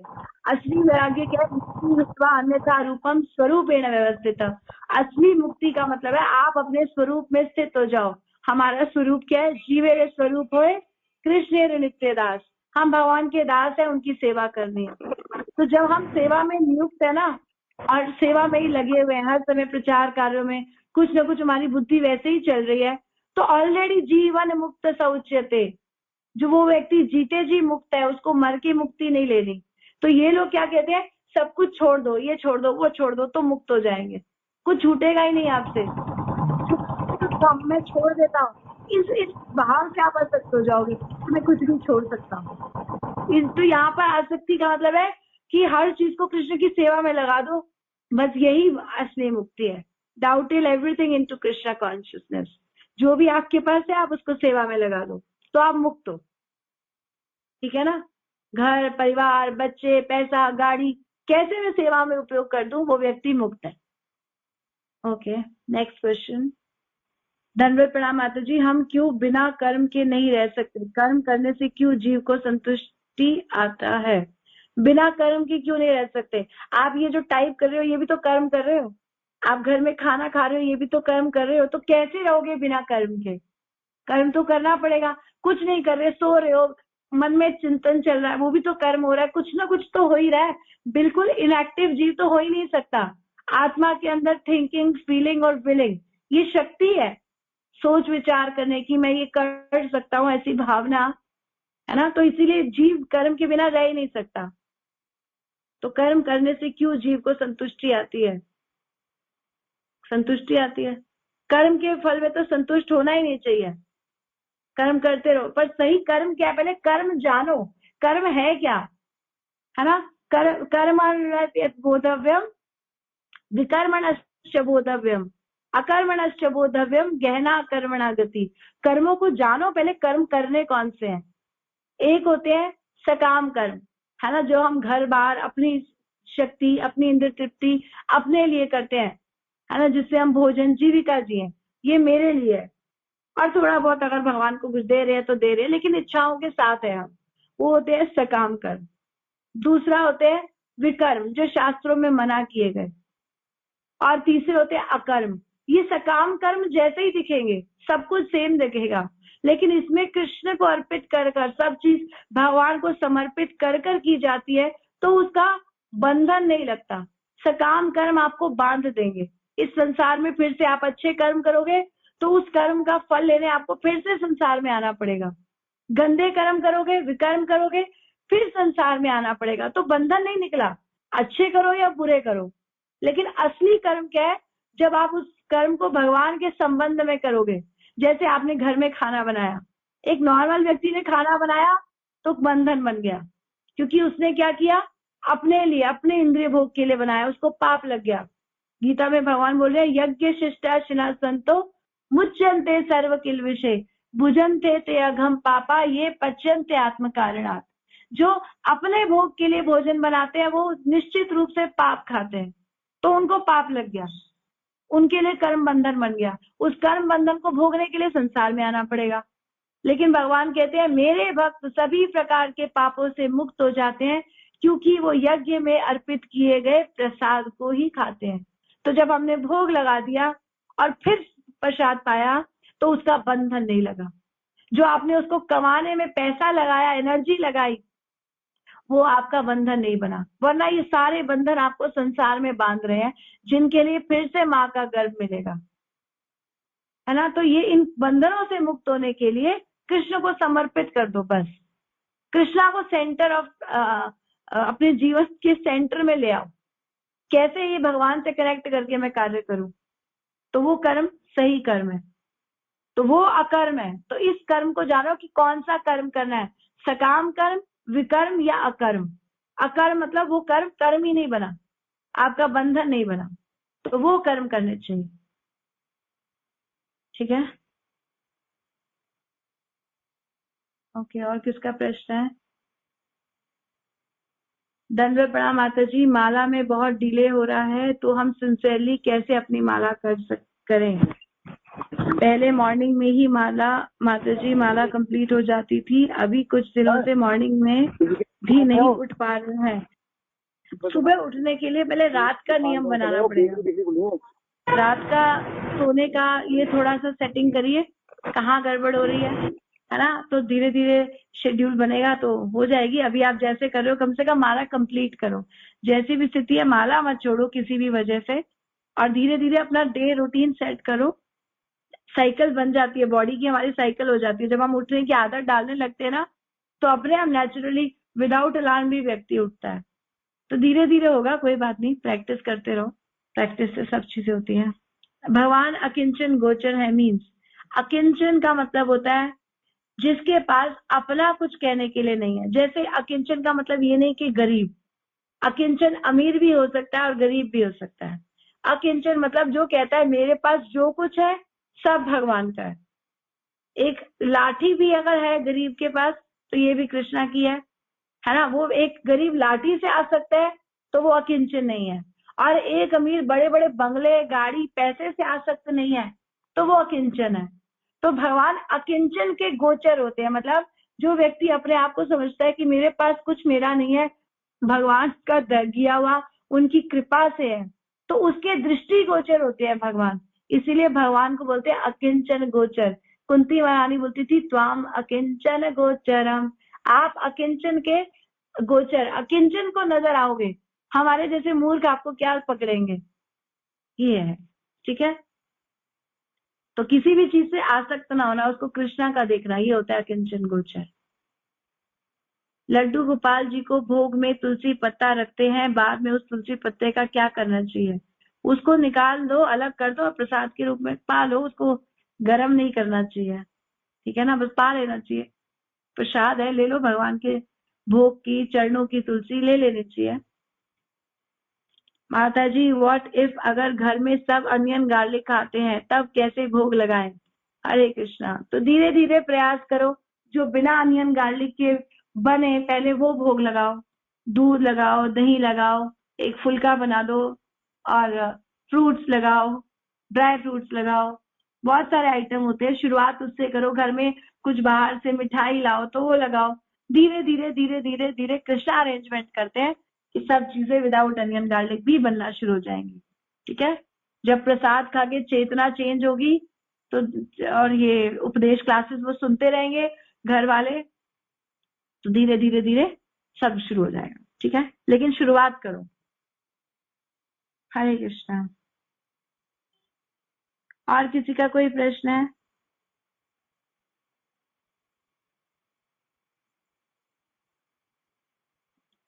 हरे कृष्ण माता जी।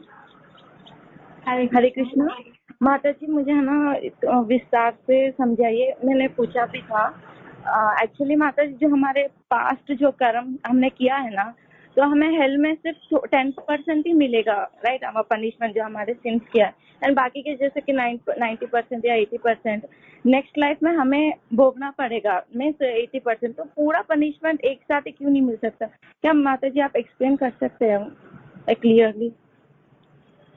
हरे कृष्णा। माता जी, भगवान की ये इच्छा है कि हम अपने आप को सुधारें, सिर्फ पनिशमेंट देना काम नहीं है। ठीक है ना, वहां पर जो पनिशमेंट थी वो पनिशमेंट तो ठीक है, वो पनिशमेंट याद रहती है, परेशान रहते हैं, घर में ध्यान रहेगा, फिर बाहर आएंगे तो अपने आप को सुधारने का मौका कहाँ मिलेगा? वहां तो सिर्फ पनिशमेंट। तो पनिशमेंट देने का पर्पस क्या है ये समझो आप। जन्म लेने पड़ेगा क्योंकि भगवान चाहते हैं सुधर के आओ। जीव की इच्छा शक्ति स्वतंत्र है, वो स्वतंत्र शक्ति को भगवान मोल्ड करना चाहते हैं। तुम स्वाभाविक रूप से मेरे पास आओ, तुम एक रोबोट बनाकर नहीं लाना चाहता हूं मैं, ये लो मेरे हिसाब से चलो, मेरे हिसाब से खाओ। नहीं, भगवान चाहते हैं हम स्वाभाविक सेवा के मूड में प्रवृत्त हो जाएं। तो स्वाभाविक सेवा को लाने के लिए ये जगत सुधारक केंद्र है। ये सिर्फ जेल नहीं है कि सजा लेनी है, सजा लेनी है, सजा लेनी है। जन्म मृत्यु जरा व्याधि, यहाँ पर याद दिलाया जाएगा। गुरु कृष्ण आएंगे जीवन में। माया मुग्ध जीवना ही स्वतः कृष्ण ज्ञान, जीवे रे कृपाए केले कृष्ण वेद पुराण। तो माया से मुग्ध जीव को कुछ ज्ञान नहीं होगा, इसीलिए कृष्णा गुरु भेजेंगे, शास्त्र भेजेंगे, भक्त भेजेंगे कि जाओ इनसे सीखो, कुछ इनके अंडर रहो, है ना। थोड़ा कृष्णा हेल्प करते हैं, because Krishna loves his all this, क्या कहेंगे, सारी भगवान की पुत्र हैं, संतानें हैं, है ना। हम भगवान की शक्ति है, तो भगवान चाहते हैं स्वाभाविक हम उनसे कनेक्शन फील कर पाए। तो इसीलिए कृष्णा हमें ठीक करने के लिए सुधारक केंद्र में ये सारी चीजें भेजते हैं। अब सुधरो, अब देखो क्या करते हो तुम, अब तुम क्या चूज करते हो, है ना। जीव तटस्थ शक्ति भेदा भेद प्रकाश, वो तट पे रहता है, कभी माया में, कभी भगवान में, कभी माया में, फिर भगवान में। तो वो इधर उधर होता रहता है। तो कृष्णा उसको हेल्प भी करते रहेंगे और चाहेंगे कि वो खुद आए। तो ये खुद की प्रवृत्ति लाने के लिए इस जगत में उसको भेजा जाता है। यहाँ पर जब उसको कष्ट मिलेंगे वो समझेगा। जैसे माँ प्यार से सिखाना चाहती है लेकिन बच्चे प्यार से नहीं सीख रहे, तो भैया डंडा दे के भी सिखाना पड़ेगा। माँ सिखाएगी कि पिता की भक्ति कर, बच्चा नहीं कर रहा है, तो माँ को डंडा देके सिखाना पड़ेगा कि यही तेरा कल्याण है। बच्चा स्कूल नहीं जाना चाहता, उसको थप्पड़ मारकर भी भेजते, जा तू जा, क्योंकि हमें पता है तेरा भला इसमें है। तो इसीलिए माया ये कष्ट देती है, ये दंड देती है, क्योंकि हम वो बिगड़े हुए बच्चे हैं जो प्यार से नहीं सुधरे। तो डांट खा के सुधर जाए, इस प्रयास में कृष्णा हमको भेजते हैं। तो कृष्णा प्लान बदलते रहेंगे। पहले ए प्लान भेजा, ये काम नहीं किया, फिर बी प्लान किया, अच्छा ये इसमें भी गड़बड़ कर दी इसने, अब फिर चूज नहीं किया, फिर सी प्लान। तो कृष्णा प्लान बदलते रहते हैं हमको सुधारने के लिए, लेकिन हम लोग नहीं सुधरते, तो इसीलिए परेशान रहते हैं। और सुधर लेते हैं तो यही शक्ति योग माया बन के हमें कृष्णा से और सपोर्ट करेगी उनसे मिलने में। अगर आप सुधरना चाहते हो, सेवा करना चाहते हो, तो कृष्णा सारी शक्तियां भेजेंगे कि देखो ये जीव सुधर रहा है ना, पूरा सपोर्ट करेंगे। और अगर आप बिगड़ रहे हो, गलत काम कर रहे हो, कृष्णा से दूर जा रहे हो, कोई चीज आपको कृष्णा से दूर कर रही है, कृष्णा छीन लेंगे, नहीं दूंगा इसको, ये मेरे पास नहीं आ रहा है, समझ नहीं रहा है, तो नहीं देंगे। तो ये हमारी इच्छा है जगत में अभी तक, इसीलिए बार बार हम जगत में आ रहे हैं। मन ही परम कारण मामनंती संसार चक्र परिवर्तित। मेरे इस संसार में सुख दुख का कारण कुछ नहीं है, नायन जनों में सुख दुख हेतु कोई कारण नहीं है। मैं इस जगत से आयु, न देवता, न ग्रह, न कर्म, न काल। मन ही परम कारणम आमनंती। ये मन अभी तक दुष्ट है। ए मनो दुर्मति संसार भीतरे पड़िया छीनु आमी। हे मन, तू कितना दुर्बुद्धि है, बार बार सीख नहीं रहा है, मुझे खींचकर इस संसार में लेकर आए जा रहा है, आसक्ति नहीं छोड़ रहा है, तो बार बार संसार में आता जा रहा है। ये मन मुझे बार बार लेके आ रहा है क्योंकि मेरी इच्छा अभी तक शुद्ध नहीं हुई। जब ये मन बुद्धि अहंकार से हम कृष्णा की सेवा करना सीख जाएंगे तो ये हमारी साइकिल समाप्त हो जाएगी। तो कोई कारण नहीं है, ये सजा नहीं है, ये सुधारक केंद्र है। ये सुधारक केंद्र में जो कष्ट मिलते हैं वो इसलिए ताकि हम सुधर जाएं। समझे आप? क्या आपको क्लियर हुआ माता जी? हरे कृष्णा। हाँ जानना जी मैं माता कुछ ऐड प्रभु मेरी जी आवाज कुछ आ रही है? कहना चाहते हैं? हाँ। हरे कृष्ण। जो बाकी योनियां हैं 84 लाख योनियां, जिसमें कभी बंदर बनते हैं, कभी शेर बनते हैं, कभी सांप बनते हैं, अनंत अनंत योनियां मिलती है, तो वो भी तो नरक के समान ही है। एक तो वो भी नरक है। मनुष्य जीवन में आते हैं और यहाँ पे भी हम दुख में ही है कि कोई तन दुखी कोई मन दुखी। यहाँ पर भी दुख है, नरक में भी दुख है, अन्य योनियों में भी दुख है, स्वर्ग आदि वाले देवता भी दुखी है।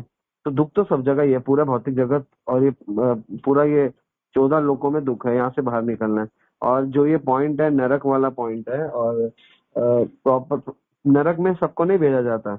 नरक में उनको भेजा जाता है जो एक्सट्रीम करते हैं। थोड़ा बहुत जो गंदा करते हैं ना, उनको तो वो इन्हीं जानवर योनि में ही भोग लेते हैं। तो देखो नरक में वो जाता है जो 84 लाख में भी भगवान सोचते हैं कि इसको ना रख के पहले इसका राइट ऑफ करो कुछ। तो आप मान के चलो लोग कितने गंदे हैं। 84 लाख अपने में गंदी योनि है, उन 84 लाख योनियों में नरक योनियों में डाला जाता है। तो मतलब आप इमेजिन करो कि कितनी आपकी इसको, क्योंकि बाकी योनियों में तो शरीर मिलता है ना। बाकी 84 लाख योनियों में तो आपका शरीर मिलता है, कुत्ते का शरीर, गधे का शरीर, लेकिन वो भी नहीं देते कृष्णा। अब वो इतना गंदा है, कृष्णा कहते हैं मैं तेरे को भौतिक शरीर भी नहीं दूंगा, तेरे को यातना शरीर दूंगा, एक ही शरीर दूंगा जिसमें तू भोगेगा। तो अपने आप में ऑलरेडी बाकी योनियां भी गंदी है, उन योनियों में आना भी गंदा है, लेकिन उससे भी ज्यादा बंदा गंदा जा रहा है। तो नरक में जनरली वो लोग जाते हैं जो एक्सट्रीमिटी में आ जाते हैं, गंदगी में भी, गंदगी से भी गंदा करते हैं। गंदा करने वाला तो इसी मनुष्य ये इन्हीं 84 लाख योनियों में घूमता है, जिसको उसको भौतिक शरीर मिलता है। लेकिन जो नरक में जाता है उसको भौतिक शरीर भी नहीं मिलता, उसको यातना शरीर मिलता है। शरीर ही, भौतिक शरीर में तो सुख भी है, पकौड़ा खा लो, समोसा खा लो, है ना। कुत्ते लोग घूम लेते हैं, फिर लेते हैं, हवा ले लेते हैं, मजे कर लेते हैं, गाड़ियों के नीचे सो जाते हैं, हड्डियां खा लेते हैं, उनको सुख भी है। लेकिन यातना शरीर में केवल दुख है। मनुष्य योनि में भी सुख भी है, दुख भी है, सुख भी है, दुख भी है, लेकिन नरक योनि में केवल दुख है। तो इतना नहीं गिरना चाहिए इंसान को, इंसान इतना गिर जाता है।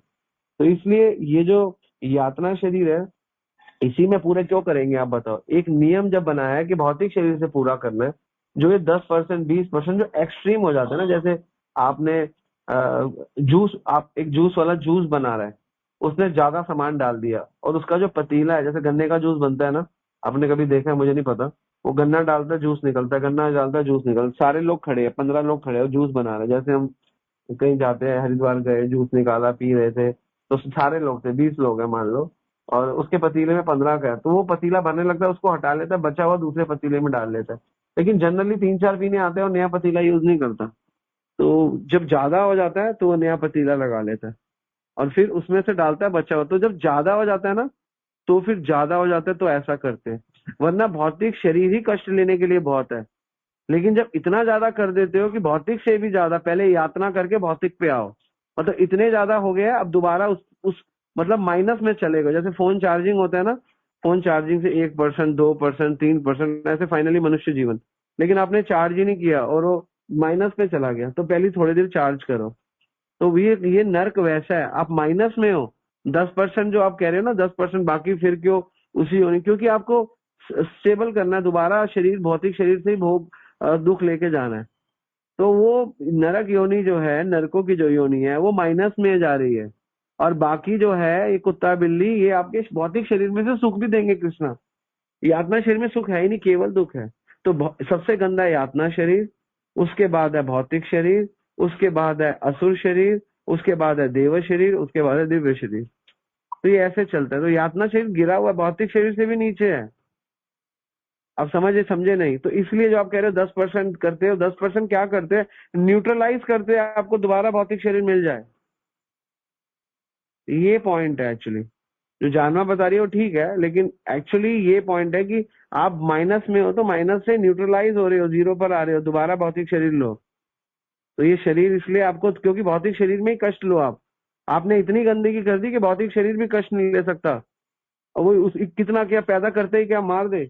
इसलिए कई कई लोग पैदा होते ही कैंसर हो जाता है, कईयों को क्या हो जाता है, क्या what is the reason behind. अभी वो नरक में जाने योग्य नहीं हुए, कृष्णा ने एक और चांस दे दिया, और भोग ले, फटाफट भोग ले। तो इसलिए ऐसे चलता है ये सब कुछ। तो इसलिए भगवान का नाम लेते रहो। अगर आप भगवान का नाम, अगर आपको सही समझ आ गई किसी भी, और भगवान की भक्ति ऐसी है, हो सकता है किसी को भी कभी भी समझ में आ जाए। वाल्मीकि कौन थे? वाल्मीकि भय भ्रम समाना है, उल्टा नाम जपत जग जाना, वाल्मीकि भय भ्रम समाना। रत्नाकर डाकू जो लोगों को मारता भी था, कितना गिरा हुआ था, उसको तो 100% नारद जी बोलते हैं तुझे 100% अगला जन्म नरक में मिलेगा। 100%। आप पढ़ो आप रामायण, 100%। कितना गिरा हुआ था। वाल्मीकि से समझना चाहिए, अगर कोई व्यक्ति नारकीय स्थिति में भी है और सही गुरु मिल जाए, और उन्होंने बोला बस भगवान का नाम ले। और वाल्मीकि जी ने नाम ऐसे नहीं लिया जैसे हम 16 माला करते हैं। वाल्मीकि जी ने एक पैर पे खड़े होके भगवान का नाम लिया, निरंतर नाम लिया, बैठ के नाम लिया, खड़े होके नाम लिया, हर स्थिति में नाम लिया, और सारा मांस खत्म कर दिया, हड्डियों में आ गए, हड्डियों में चींटियां चढ़ने लग गई। फिर जब नारद जी आए, भैया अब तो दिव्य हो गए, इतना नाम लेके दिव्य हो गए। तो माइनस है ये यातना शरीर, माइनस शरीर, भौतिक शरीर से गिरा हुआ शरीर है यातना शरीर, नारकीय शरीर है, यातना शरीर मिला है उसको। तो न्यूट्रलाइज कर रहे हैं। आप कह रहे हो ना 10%, फिर उसको दुख क्यों मिलता है? क्योंकि न्यूट्रलाइज करके दोबारा उस स्टेज पे आता है। 10% गिर गिर, जो 20% 25% नीचे गिर गया था, भौतिक शरीर से भी ज्यादा नीचे गिर गया था, कुत्ता बिल्ली शेर से भी ज्यादा नीचे कर्म हो गए थे। तभी तो कहते हैं कि लोग इतने गंदे कर्म करते हैं, नरकों में जा रहे हैं। कम से कम इसी जगत में तो रहो, नरक में मत जाओ भैया। तो ये बात है।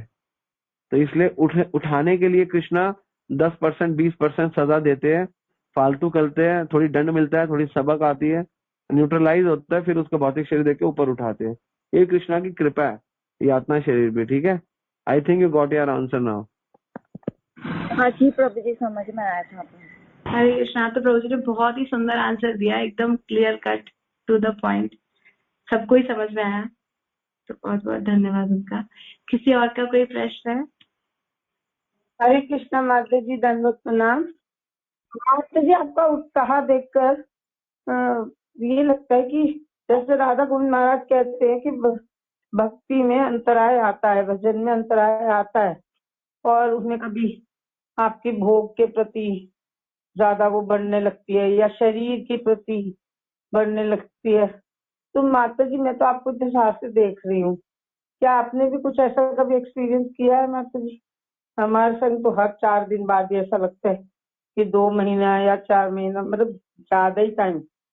तो क्या माता जी आप अपने एक्सपीरियंस बताएंगे, आपने कभी ऐसा फील किया है? हरे कृष्णा माता जी, मुझे नहीं लगता कि मैं कुछ ऐसा आपको बता पाऊंगी। मेरे पास कोई एक्सपीरियंस नहीं है। मैं तो गुरु महाराज की आज्ञा फॉलो करती हूँ, सुनती हूँ और वही बोलती रहती हूँ, वही जीवन में हमारे उतरा है। इससे ज्यादा मैं कुछ भी आपको नहीं बता पाऊंगी। कोई मेरे पास ऐसा एक्सपीरियंस नहीं है। हरे कृष्णा। ये नहीं बताती, मैं बताता हूँ। हर क्षण हमें, हमारे अंदर भोग उत्पन्न होता है, हर क्षण, लेकिन हर क्षण साथ में भगवान का नाम उत्पन्न होता है। तो ये भोग और नाम का मैच है। आप कितना ज्यादा भोगों में दिमाग लगेगा और कितना ज्यादा नाम में। तो विचार, मन का काम है आपको विचार देना, वो देगा, लेकिन बुद्धि का काम है आपको उसको सॉर्ट आउट करना। तो ये जो जंग है, द्वंद्व है, लगा रहता है, लेकिन ये शुरू में आपको हराता है, बाद में हार जाता है, और उसके बाद फिस हो जाता है। तो आपको उसको फिस करना है। जो फिस तब होता है जब आप सोचो मन नहीं बोला मैं, तो ये शुरू में चलेगा और ऐसा चलता है। It's not a big deal कि कोई सोचे तो होता है, नहीं होता, लेकिन बाद में ठीक हो जाता है। इसको लगे रहो, और कोई भी विचार आए आपके मन में तो उसका कोई प्रॉब्लम नहीं है, हरि नाम करो, ठीक है ना। तो जब भी मुझे गुनगुनाते हुए देखोगे, कोई मेरे साथ रहता है जब भी, तो समझ लेना किसी के साथ भी, जब भी मन में कोई विचार आए गुनगुनाते रहो हरि नाम, बस उसी समय भाग जाता है, 2 सेकंड 5 सेकंड में भाग जाता है। आपको ट्रेंड होना है बस।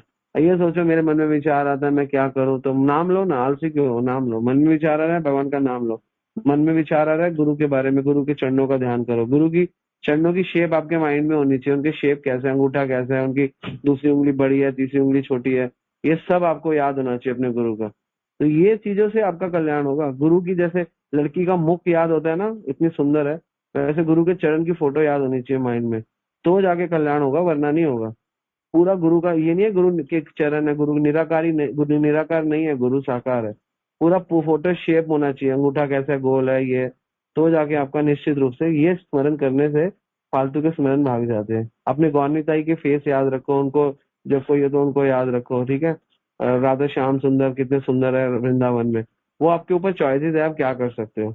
गुरु का मुख भी कर सकते हो, ऐसा भी कर सकते हो, गुरु के चरण भी, और उस पे सोचो कि आप गुरु के चरण दबा। ऐसे ऐसे विचारों से आपके जो भोग की वृत्ति है और विचार है वो शून्य और जीरो हो जाते हैं। विचार तो आएंगे क्योंकि कृष्णा, आप क्या सोचते हो, आपको चेक ना करे क्या कृष्णा? कहते हो हम हमारा मन बड़ा पवित्र है, हमारा हमारे को क्रोध नहीं आता। कृष्णा सिचुएशन ले आएंगे आगे, क्रोध करो, अब बताओ करो क्रोध। तो आपको नहीं आता तो सिचुएशन में पता चलेगा नहीं आता। वैसे तो नहीं आता, रोज गीता पढ़ते क्रोध नहीं करना, काम काम काम नहीं आना चाहिए। सिचुएशन ले आएंगे कृष्णा, कृष्णा कहेंगे आओ सिचुएशन ले आया, तुम्हारे में काम नहीं आता, पता चलेगा, है ना। हम तो साधु लोग हैं, साधुओं को क्या होता है। फिर कृष्णा कोई लेंगे, बताओ क्या आ रहा है। जैसे अगर आ भी गया तो बोलो कृष्णा क्या नॉनसेंस हो रहा है, इमीडिएटली रिमेम्बर कृष्णा। तो टेस्ट तो होगा आपका, आप ये सोचोगे टेस्ट नहीं होगा सिर्फ बिना आपको, बस आप 16 माला 4 नियम कर्म भूमि पे भैया कर्मों से चेक किए जाओगे।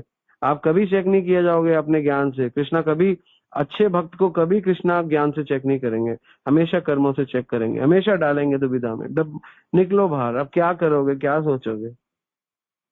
और आपको केवल भगवान को स्मरण करना है और बोलना है प्रभु आप निकाल दो, मैं समझ गया हूँ। आप ये टेक्निक उसको समझ में आ जाएगा, कृष्णा मेरा टेस्ट ले रहे हैं, ये भी उसको समझ में आ जाएगा।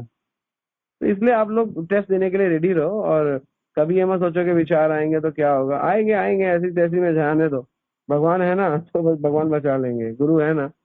ये सब फोटो याद रखो, गुरु के चरणों की, राधा रानी के मुख की, और गीता के श्लोक याद रखो कि इस श्लोक में ध्याय तो विषय पुंसा संगतेषु उपजायते संग सजायते कामा कामा क्रोध विजायते।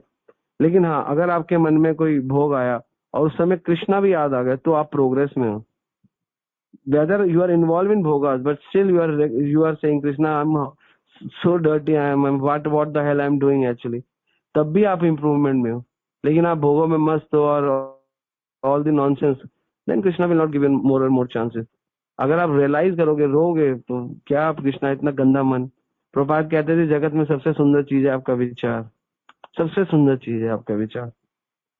आपका चेहरा इतना सुंदर नहीं है, आपका विचार सुंदर होना चाहिए। तो जो व्यक्ति प्रभुपाद के विचार लेके जगत के लोगों के लिए जगत कल्याण मंगलम प्रचार करेगा, उससे सुंदर विचार क्या है जगत में।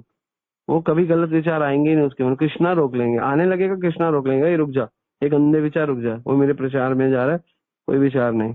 तो प्रचार की चिंता करो, चिंतन करो, गुरु के लिए समर्पित रहो, कुछ भी नहीं होगा, सब भी यू आर टोटली सेफ। ठीक है, हरे कृष्णा। हरे कृष्णा प्रभु जी, धन्यवाद प्रणाम। हरे कृष्णा माता जी, धन्यवाद प्रणाम, थैंक यू। हरे कृष्णा। ये वर्षा लीलानी माता जी का प्रश्न है, लेकिन मुझे लगता है प्रभु जी ने उसका उत्तर दे दिया है। कभी कभी ऐसे भोग करने का मन होता है और फिर फॉर एग्जाम्पल घूमने जाना है, शॉपिंग करना है, बट स्टिल वी फॉलो 4 नियम and 16 mala and we try कि ऐसा ना आए मन में, बट स्टिल आ जाता है। सो हम यही सोचे कि कृष्णा टेस्ट ले रहे हैं। और कभी कभी अगर ऐसे कर ले तो क्या वो गलत है, क्या सही है? घूम फिर ले तो घूम लो, कोई दिक्कत नहीं है, कृष्णा का ध्यान रखो। प्रभु जी ने उत्तर दे ही दिया। हरे कृष्णा।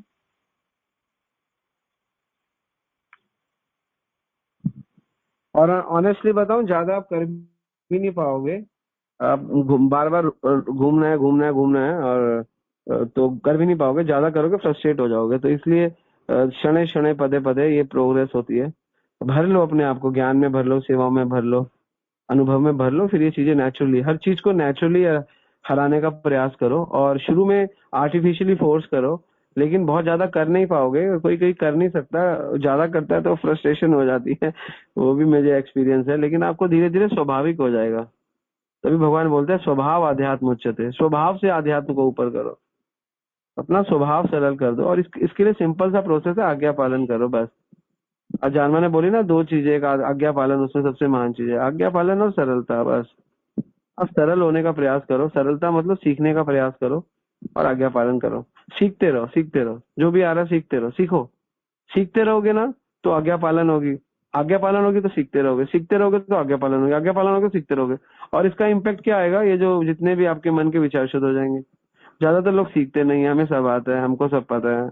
ये मत सोचो कि मेरी उम्र 60 साल की है, मेरी उम्र 30 साल की है, मेरी उम्र 15 साल की है, मैं 20 साल के बच्चे से क्या सीखूं। हमें सीखना चाहिए, मैं सीखता हूँ अपने से छोटों से। सबको ये नहीं सोचना चाहिए मेरे से छोटा है मुझे क्या सिखाएगा, मेरे से ऐसा कोई भी कभी भी किसी को सिखा सकता है।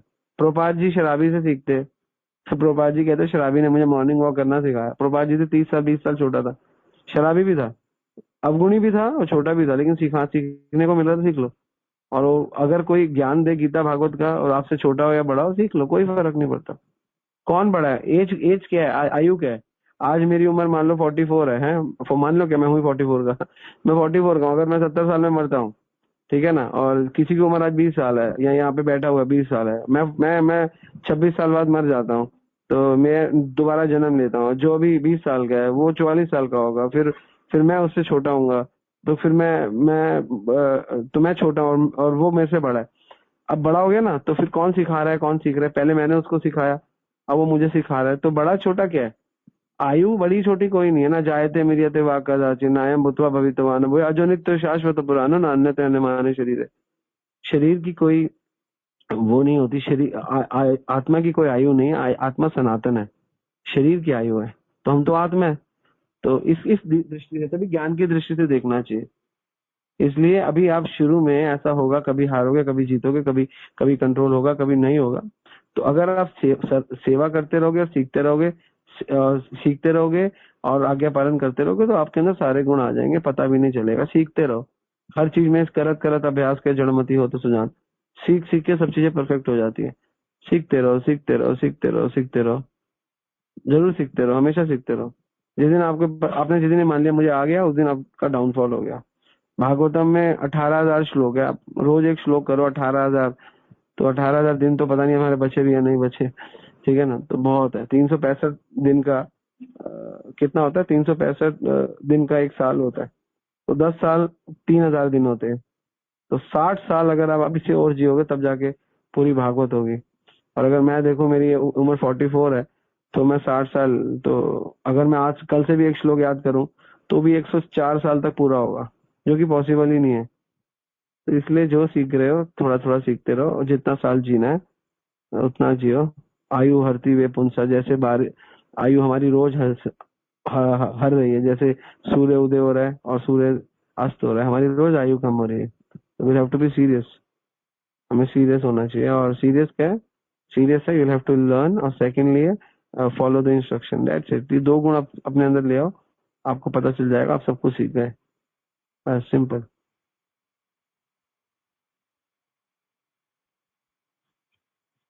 हरे Krishna. Thank you prabhu ji for wonderful edition. किसी और का कोई प्रश्न है या हम वाइंड अप करें सेशन को? वैष्णव ठाकुर प्रभु एक प्रश्न लिख रहे हैं, वो लास्ट ले लेते हैं फिर वाइंड अप करते हैं। When I was not in bhakti, I took vigrah of Radha Krishna. Now I know first we need to worship Nityanand Prabhu. By Anushka Mataji. What should I do now? How should I do सेवा? तो ठीक है, अब आप ले आए हो विग्रह, तो पहले इनकी सेवा आप करते रहो, और गौरनीताई की फोटो रखो। विग्रह की सेवा ज्यादा मत बढ़ाओ, नहीं तो इसमें ही आप उलझ जाओगे। अब ला चुके हो तो राधा कृष्ण की सेवा करो, भगवान आ गए तो सेवा होते रहना चाहिए। 2 टाइम आरती, 2 टाइम भोग, ये नियम बनाओ।